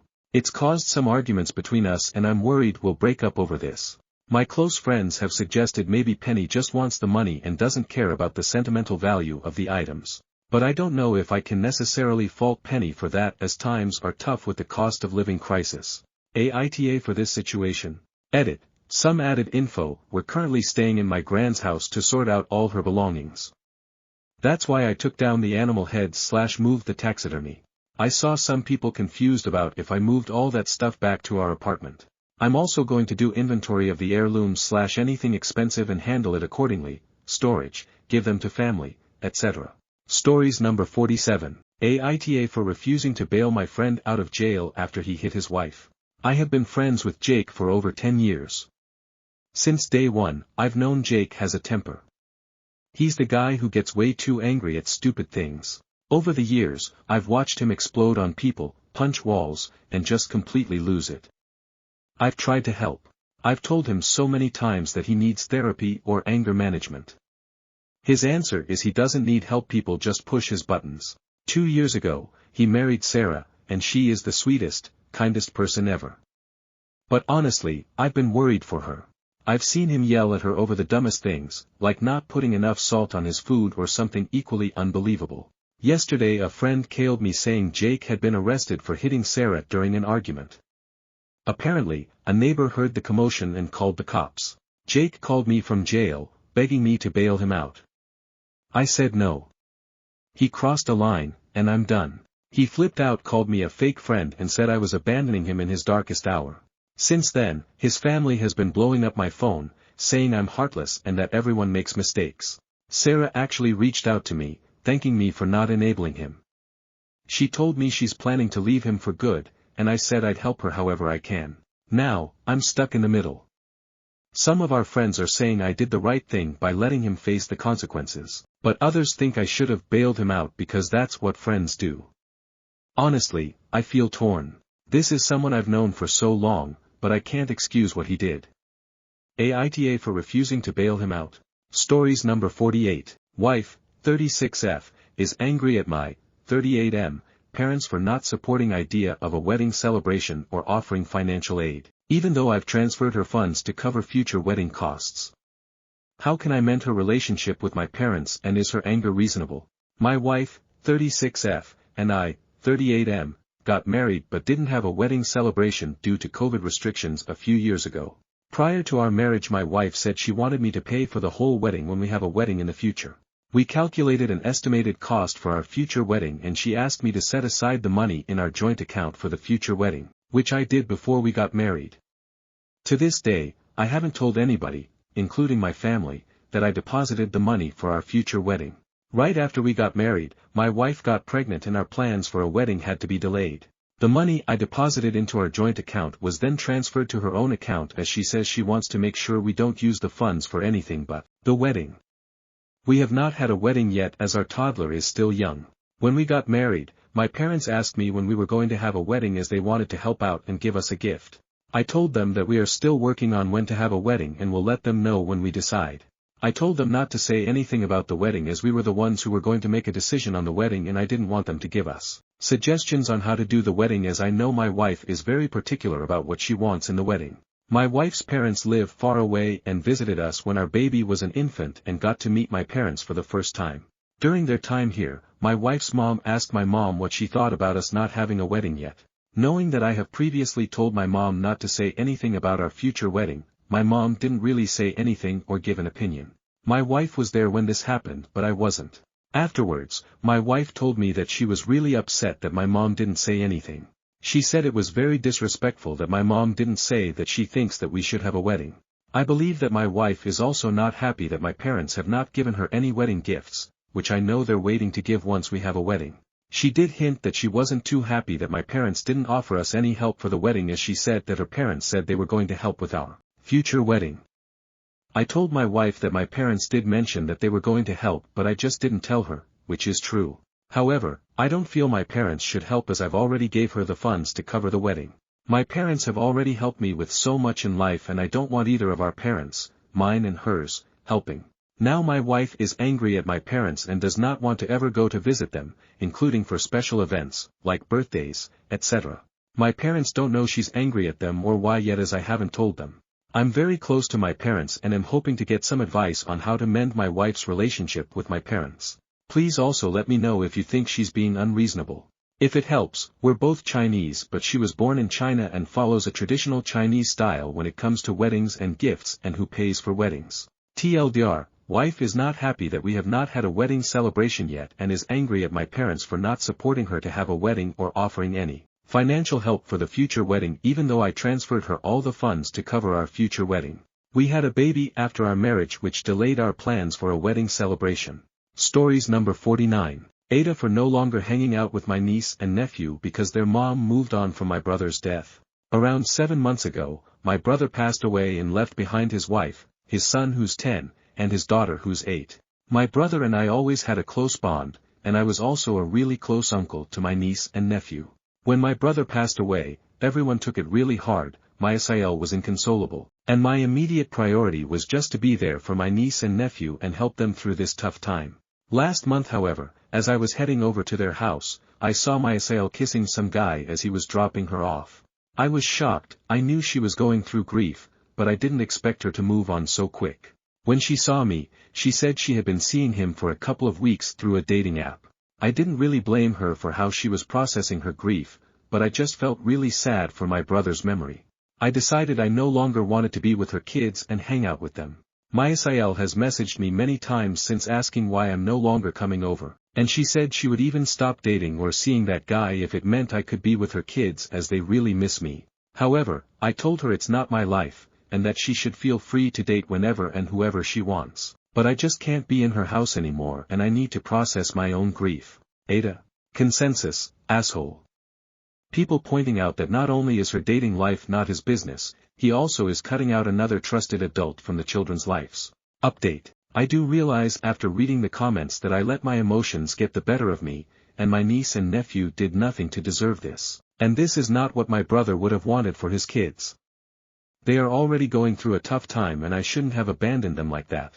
I spoke with my SIL, and told her I was willing to take her kids out to do outdoor activities. Or she could drop them off at my house or I could pick them up from her house. I however told her I would never step foot in her house ever again, and that it had nothing to do with her, I just needed to process my grief. Mysil apologized a lot and told me she wouldn't date, and she asked me again many times if I could come inside their house.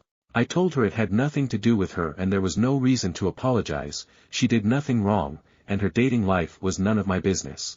Mysil did cry a lot after that, and I told her it's okay, and it sucks that life has been like this. That's probably my only update, thanks everyone for the advice. Stories number 50. Aita for not caring that my ex has cancer. I, 27F, had my first relationship right after graduating high school and it lasted for 4 years.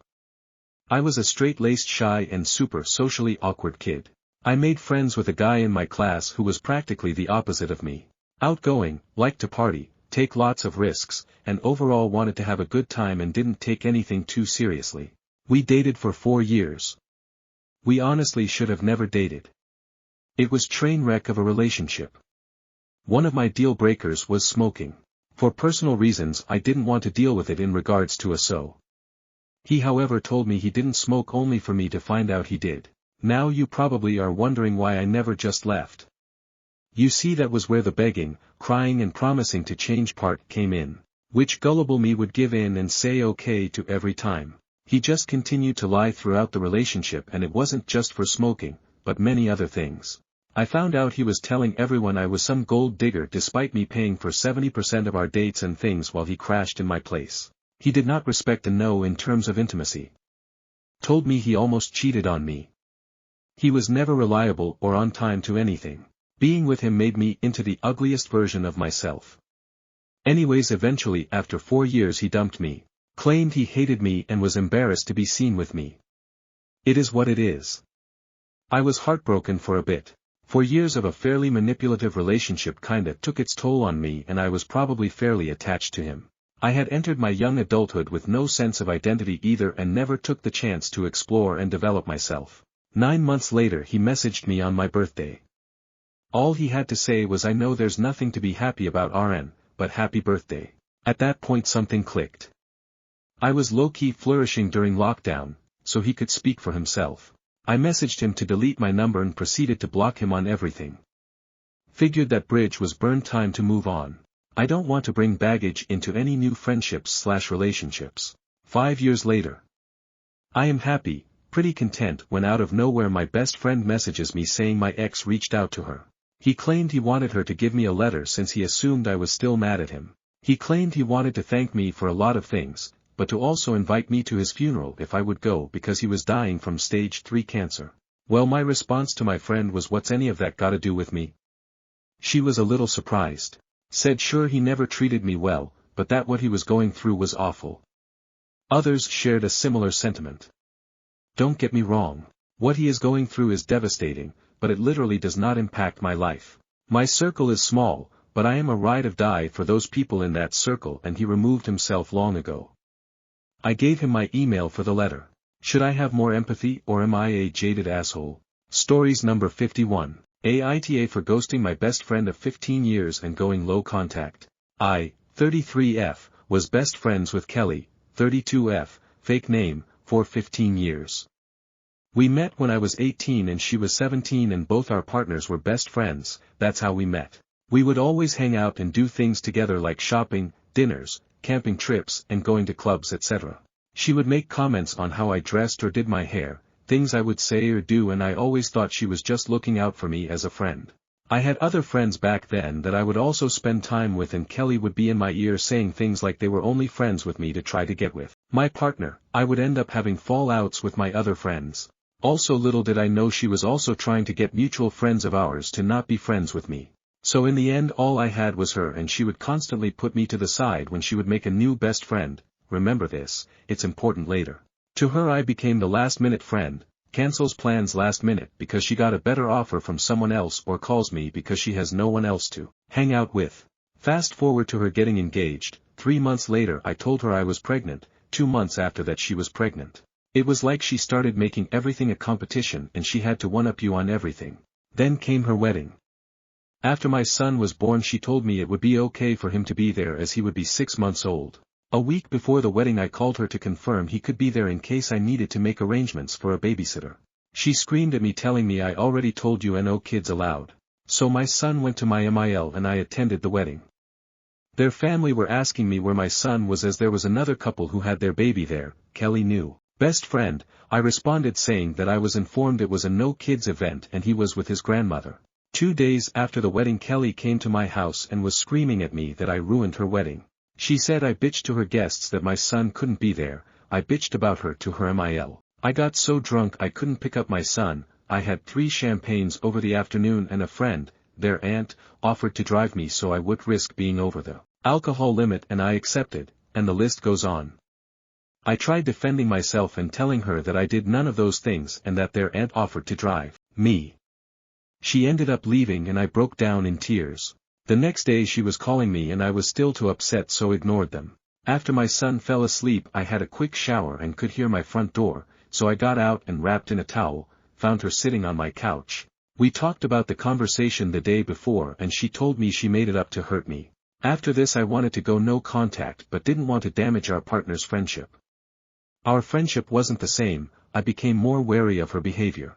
Fast forward again, we both now have 2 kids, she has 2 boys and I have a boy and girl. The gender jealousy. I started seeing a therapist after having my daughter and filled her in on the breakdown of our friendship. Kelly was telling everyone she wanted to have 3rd baby because she wanted a girl but they needed a bigger house. They ended up buying a bigger house and had a housewarming party /30th for her husband. My partner asked if I could be the primary parent so he could socialize with his friends as he hadn't seen them in a while and I was fine with this as it had been pre-communicated. Before this party my therapist told me to use the gray rocking method with Kelly and gauge how she reacts. My daughter who had just started walking when we attended this party, I was chasing after her to stop her from falling off their decking which had no railing when a guest, Kelly's new best friend, stopped me to say hi. I said hi and continued after my daughter. 2 days later I got a text from Kelly asking if I was okay as I seemed a bit off, this was the effect of the gray rocking, and saying we needed to talk about the event. I asked her what was wrong as I was only there for 2 hours. Her response, I turned my back on someone and made the other guests feel uncomfortable. Turns out Kelly's new best had been feeding her lies about me which Kelly believed. Even though Kelly had known me for 15 years, she believed someone she had known for all of 5 minutes. By this point I had enough of her using me as an emotional punching bag and decided to ghost her. She eventually blew up at me for not texting her to wish her son a happy birthday which I then blew up and told her where she could stick her friendship because I was done. 3 years later and our eldest sons are best friends in kinder and I can't wait for them to go to separate schools so I can finally go full no contact. I still mourn the friendship we once had even though I look back and see her narcissistic, gaslighting behavior. But AITA for how I handled the situation. Stories number 52. Aita for refusing to take care of my niece after she called me a slur. Hi everyone.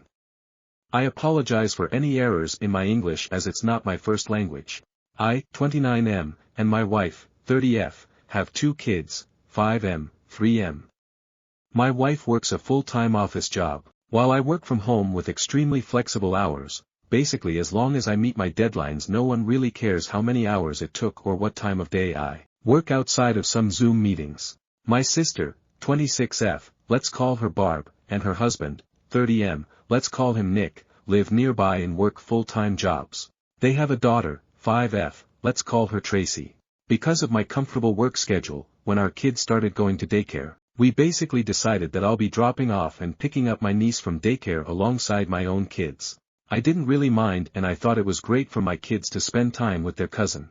I get along with Tracy as well, and always thought I was her cool uncle. She's a sweet kid and usually well behaved. So anyway most days I bring her and my kids back to our house, I make them snacks for dinner, and in the afternoon/evening my sister comes to pick them up. A few days ago the 5-year-old kids were watching Bluey on the TV as I was preparing snacks with my 3-year-old and I suddenly heard yelling. I rushed over to see what's up and my son was yelling at her that my dad's not a girl. While my niece yells back he is. He's AF ******* T. That's like a girl. The word is different in my language but the meaning holds, as is the distinction between using it versus simply addressing a gay person. I'm kind of in shock at first, but I turned off the TV, And I sat her down and began explaining that this is a very bad word and we shouldn't be calling people that, and that regardless, I'm not a girl. And because this is a bad word she should apologize to me because we don't act mean to each other in this family. And if I hear this again I'm going to talk to her parents and she's going to get in trouble. She said she won't get in trouble because that's what her dad called me, and he's not in trouble. I was stunned. I told her that regardless of what her dad said, it's a very bad word and she's not to use it with me or in my presence, and that she should apologize regardless because it hurt my feelings, which she did, because she's a really good kid. We talked some more and I prodded her about other things her parents said, and from what I gather, getting info out of a 5-year-old being obviously a difficult and unreliable process, Nick, my BIL, told my sister in Tracy's presence that men shouldn't be sitting at home all day and doing childcare, that cooking is a woman's duty, as is cleaning and really most of the things I do around my house. And that I'm a girl. I interpret this as, not really a man, because I do housework and my wife earns more money than me. I explained to her the best I could that man and woman could work from an office or from home, and that my wife or Barb working long hours from the office doesn't make them men, and vice versa. But I didn't dwell on it with her since it's not really her fault. I didn't immediately bring it up with my sister because I figured it would be a difficult conversation and I didn't want to have it in front of the kids, and I wanted to talk it out with my wife first as well. I did talk to my wife that evening and she seemed really upset as well. I told her that I think I should demand an apology from Nick and my sister, and she agreed. I called my sister and told her what happened, and she said that it's just a word and I'm blowing it out of proportion, and obviously Nick doesn't dislike me. I said I don't care whether he does or doesn't dislike me, he is talking shit about me behind my back to my niece and to her, and she is apparently very chill about this, rather than standing up for me. She said that was how Nick was, and I should stop being a drama queen. I told her to fuck off and if that was how she felt she could pick up her own child from daycare, and hung up. I know it was really short notice and rude, but I really felt like I was being disrespected by people I did so much for over the years, and were my family. My wife said she understood, and that I shouldn't back down until I at least get a proper apology. The next 2 days were a weekend and there was no daycare. I assumed there would be calls or texts from Barb, but there was nothing. In fact, the suspicious lack of any messages or calls made me think she didn't take my words seriously, and this actually got me even more angry. The calls did come when it was time to pick up Tracy for daycare and I, obviously, didn't come. I dropped my own kids off, and didn't even answer for a while. I know it was petty but I was stewing for 2 days and figured letting Barb stew for a few hours seemed really appropriate and felt really good. Around noon when she called again I did pick up. I was going to smugly tell her that I was ready for my apology, and we would put it behind us, but I didn't get to. Instead, she went off on me, about how I was irresponsible and I flaked, and she was so late for work because of me, to which I just said I told you I wasn't going to pick her up. You had 2 days to make arrangements. And she kept yelling at me, so I hung up again. She kept calling and sending me texts about picking Tracy up from daycare, to which I said I will not be, then stopped replying. When I came to pick my kids up, Tracy was expecting me to take her as well, and I didn't, which was very rough on me and her both. Like, I know it's not her fault and she's 5, and she suddenly doesn't get to go over to our place and play and have snacks, but at the same time, I didn't want to just let this thing go. I felt like I deserved an apology, and still do, so I explained that me and her mom were fighting, but I'll pick her up again when we work it out. She obviously didn't take it well, because she's 5, but I apologized, took my kids and left. Well, a bit later I got a call from my mom. Barb roped her into picking up Tracy, but my mom is disabled, so she was having a really hard time with Tracy, and asked me why I was being mean to Barb. I told her everything, expecting her to take my side, but instead she also pulled a "you know how Nick is," to which I replied that the more I realize how Nick is the less I like it, and if he thinks all this shit in general and about me specifically, I sure as fuck ain't going to be doing free labor for him. She said I was blowing this all out of proportion, and I told her I wasn't the one doing it, because all I asked for was a fucking apology, and everyone else seemed to prefer all of this shit to just giving it to me, to which she said I should just be the bigger man and not let it get to me, to which I said I was done and to have fun with Tracy. That evening I got a call from Nick himself, which I was hesitant about, but chose to answer on the off chance that I was actually about to get that apology. Nope. Apparently my behavior is causing Barb great distress and we're family, and how can I do this to my own sister? I told him that since we're family, how can he talk shit about me to his kid which I take care of daily, and he said he was only joking, and it was all in good fun. I told him it was neither good nor fun for me, and I want my apology. He blew up on me, telling me I was T and couldn't take a joke, and called me a hysterical little girl. I told him to fuck off and that I was done with him and hung up. This led to a bunch of calls from Barb, my mom, which I didn't answer. Barb texted me that it wasn't fair for Tracy to pay the price for me being petty, and I told her that it wasn't fair for Tracy to pay the price of her parents being ungrateful pieces of shit, to which she just yelled at me a bunch about how she was going to lose her job and I was being cruel to her and to mom. I told her I was done, and unless her next message was an apology I will be blocking her number, and it wasn't, so now I blocked her. Past few days my mom's been picking up Tracy and it's been really rough seeing her in daycare and explaining that grandma's going to pick her up, which she hates, and tells me she isn't having fun with grandma and wants to come over to our place, and it's breaking my heart, but at the same time, I never got a single apology from anyone but the 5 years old, and I feel like letting this go would just be telling my family that it's okay to ignore my boundaries. But at the same time I do love my niece and I don't want to traumatize her or have her resent me. She is a good kid and none of it is her fault. So, Aita, Ann. What do I do? Edit, holy shit you guys. Post barely been up 4 hours and I am already so grateful for all your support and advice.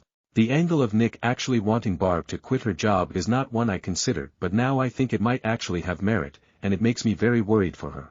At the same time I can't really do much until she at least acknowledges that that's just how Nick is, so stop overreacting isn't going to fly with me. I also assume it's only a matter of time until my mom is no longer an option. She's already having a hard time, so I hope I get a chance to talk to her about it, ideally because she sees my point of view, but I'll settle for because she's desperate. I don't know what sort of childcare they'll be able to afford. They took out a large mortgage on a house they can barely afford. I will also make certain to stress upon Tracy that I love her and none of this is her fault. Just to clarify a few things, my dad died from a heart attack 2 years ago, which came as no surprise because he smoked a lot and lived a pretty unhealthy life, so we weren't really surprised. It wasn't his first either. He was a great grandpa and a great dad before that and right up to the end. But his death left my mom alone and she doesn't work. My mom has MS, which is basically mostly steady, but slowly gets worse over time and flares up occasionally, and is made worse by stress, which my mom goes through now. A flare-up often means the level she gets back to isn't quite what it was before, so we mostly try to keep her stress-free. My dad had life insurance so her house is paid for and she had a little money, but there's also a caretaker coming over 3 times a week to clean, cook, do shopping etc., which she can't afford, so me and my wife pay for. As I mentioned in a comment on the original post, me and my wife are doing probably better off financially than Barb Bill. They have a fancy house and fancy cars but they have a mortgage and loans. So, the great response I got made me think about this shit again, and I thought how I could stand my ground without giving up on Tracy altogether, and figured there was no perfect solution, and I had to settle on something. I took the day off work because I just needed to process and deal with this shit. One comment on the original post really got to me, about how someone would feel in Tracy's place, and I just can't do it to her now. I know this isn't the update some of you have wanted, but I just can't. I love her like she was one of my own, and my kids do as well, and it's not her fault. I unblocked my sister because obviously if I'm going to be interacting with her child, she needs to be able to reach me. I talked to my mom during the day and she was, again, distraught about having to pick Tracy up, which is pretty hard on her. I told her I was willing to do it, but I'm coming over and she's going to have to hear me out, to which she agreed. I talked to her for a long time, avoiding snark and lashing out this time, and just explaining that basically how serious Nick was or how he is doesn't matter. I used that rocking the boat analogy someone linked to in comments, and further stressed my point by saying that it shouldn't matter if I was justified or not in getting upset. I am her child and if something upset me it at least warrants giving me the benefit of the doubt before siding against me, and eventually it seemed to come through. She apologized and we hugged it out, and I think she got it. She's not a very confrontational person and generally really tries to keep the peace, and this time she went about it wrong. I'm not saying I'm not mad, but she's my mom and she apologized. I explained to her that she shouldn't be covering for me because that means I have no leg to stand on when confronting Nick and Barb, and she was receptive to it. I texted my sister that we needed to talk and I'll drop Tracy off at their place tonight, to which I got a stoic thumbs up. I picked Tracy up from daycare today and she was overjoyed.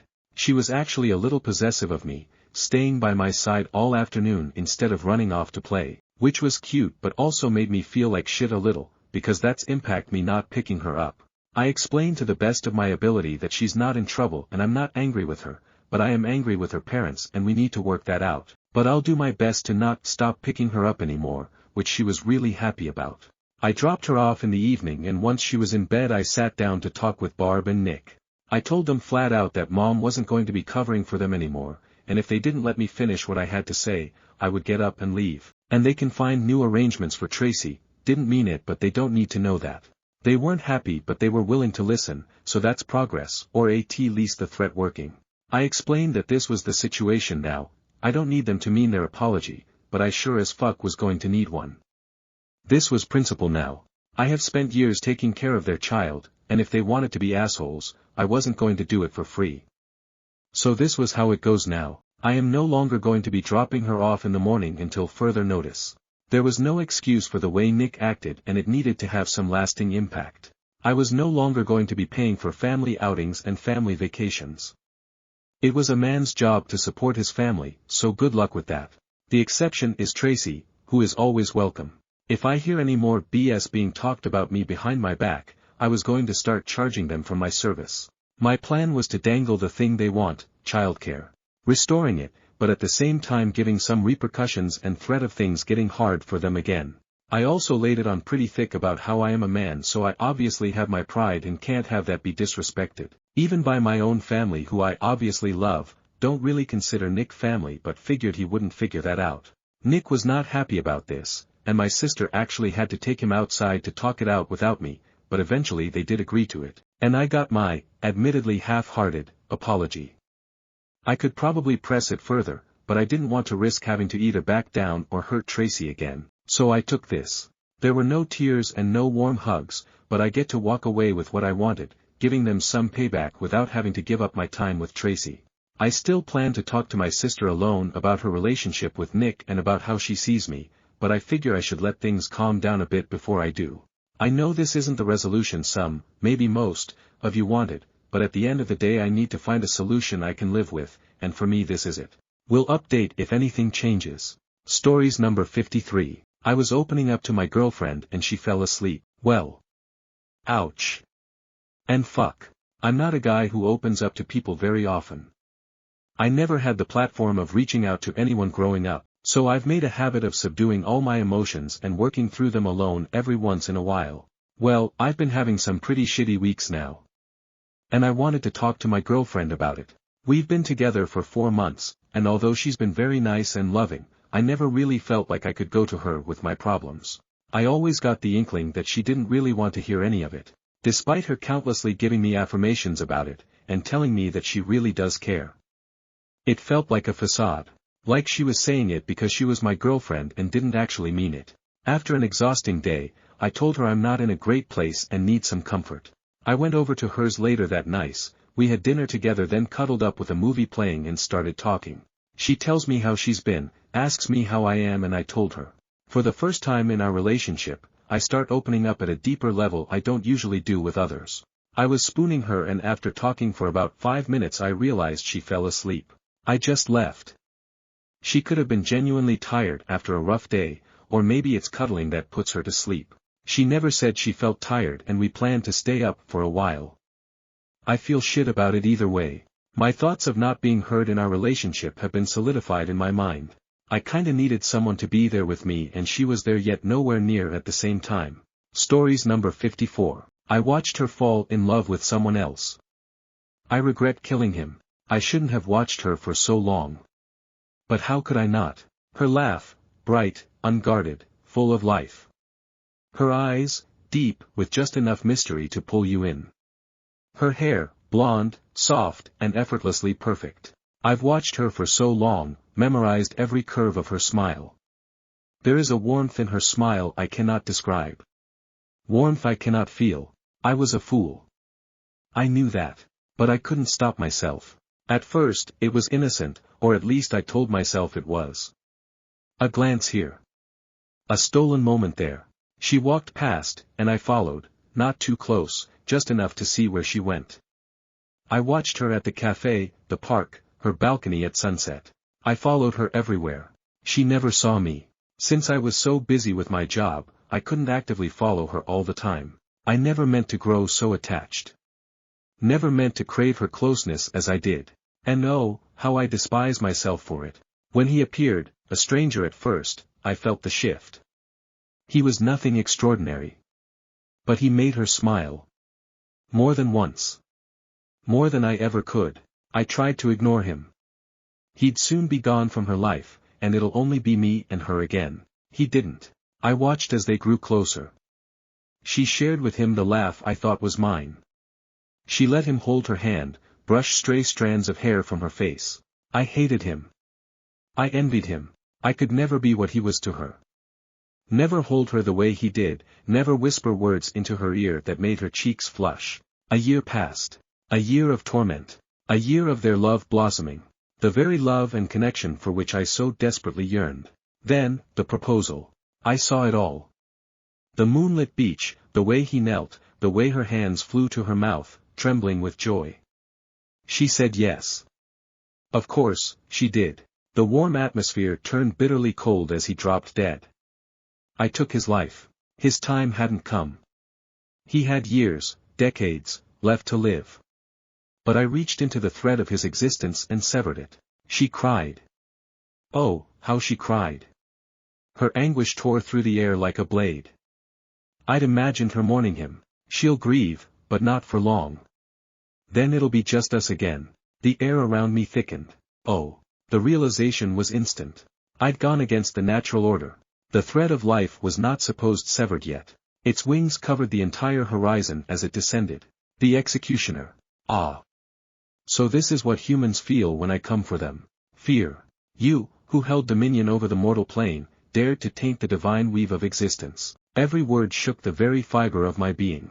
There is no mercy for such defiance. Wait, I pleaded, but the sword of retribution was already drawn. Stories number 55. Fig bars. I was packing my kids' snack for school this morning. I pull out a pack of raspberry fig bars from the box and it feels weird. I realize there is only one fig bar in the package. There's usually two. I'm a little disappointed. I grab the next one out cause I don't want her to be light a fig bar. Well, wouldn't you know, this one has 3 fig bars in it. I go upstairs and tell her she has to get dressed quick cause I have something funny to show her. She comes down a few minutes later. I have 3 fig bar packs lined up on the counter, 1, 3 and 2. I ask her to feel all 3. She realizes what happened and thinks it's the funniest thing. Races to show mama and grandma. So this was an excellent morning. Funny fig bars. They're serving French toast at lunch and we saw a squirrel jump from one tree all the way to another tree on the way to the bus stop. Wish you all a wonderful morning as well. Stories number 56. Why don't conservative men just go after conservative women and leave us the hell alone? I swear, every third guy who's ever asked me out has been a hardline conservative, even though I very clearly don't run in those circles. I'm a socialist, and I'm very open about my beliefs as a leftist. Even despite that, there have been times where my conservative male colleagues will, after knowing what my beliefs are, still ask me out. I'm not afraid to tell them that our beliefs aren't compatible, but they don't seem to care anyway. I live in the deep south, so it's not like there isn't an abundance of women who are just as conservative as they are. They just seem to ignore them, and I don't know why they can't be with each other when most other leftists and liberals I know want nothing to do with them. Stories number 57. My husband turned into an alien last night and I punched him in the face. So last night we were both in bed sleeping and I woke up and there was this big green face staring at me, with these massive all-black eyes and biggest green pointy ears I have ever seen. So naturally I punched it in the face to then find out it was actually just my husband, and I was just dreaming. I did say sorry, I thought you were an alien, and we both went back to sleep. However, now it's the morning and I'm starting to think that maybe my husband is really an alien and I caught him in his true form. Side note, his face is absolutely fine, not a mark on it. Stories number 58. Boomer uncle gets caught. Names changed for privacy. To preface this, my sisters and I are planning a surprise 60th birthday party for my dad. My dad is the youngest of 6 siblings, one of which, we'll call him Don, hasn't spoken to a couple of the others since their dad passed away 15 years ago. All of the siblings were invited to this party. Dawn calls my dad to stay in touch and often makes rude remarks about other family members. Well, this time one of his racist remarks towards a family member and her finance and baby got back to them and shit hit the fan. My dad was upset and repeated this comment to my sister, we'll call her Sammy, 23 years old, who then told the couple the comment was about. At this point the family the comments were made about rightfully no longer felt comfortable attending the party with Dawn there. I finally get to tell my racist uncle, whose Facebook I had to block 8 years ago for insane posts and comments, off. I reached out to let him know his comments are unwelcome, they are rude and racist and none of us feel comfortable having him at the party. He of course let me know he was just kidding and didn't expect anyone else to hear the comments and doesn't understand why they were repeated.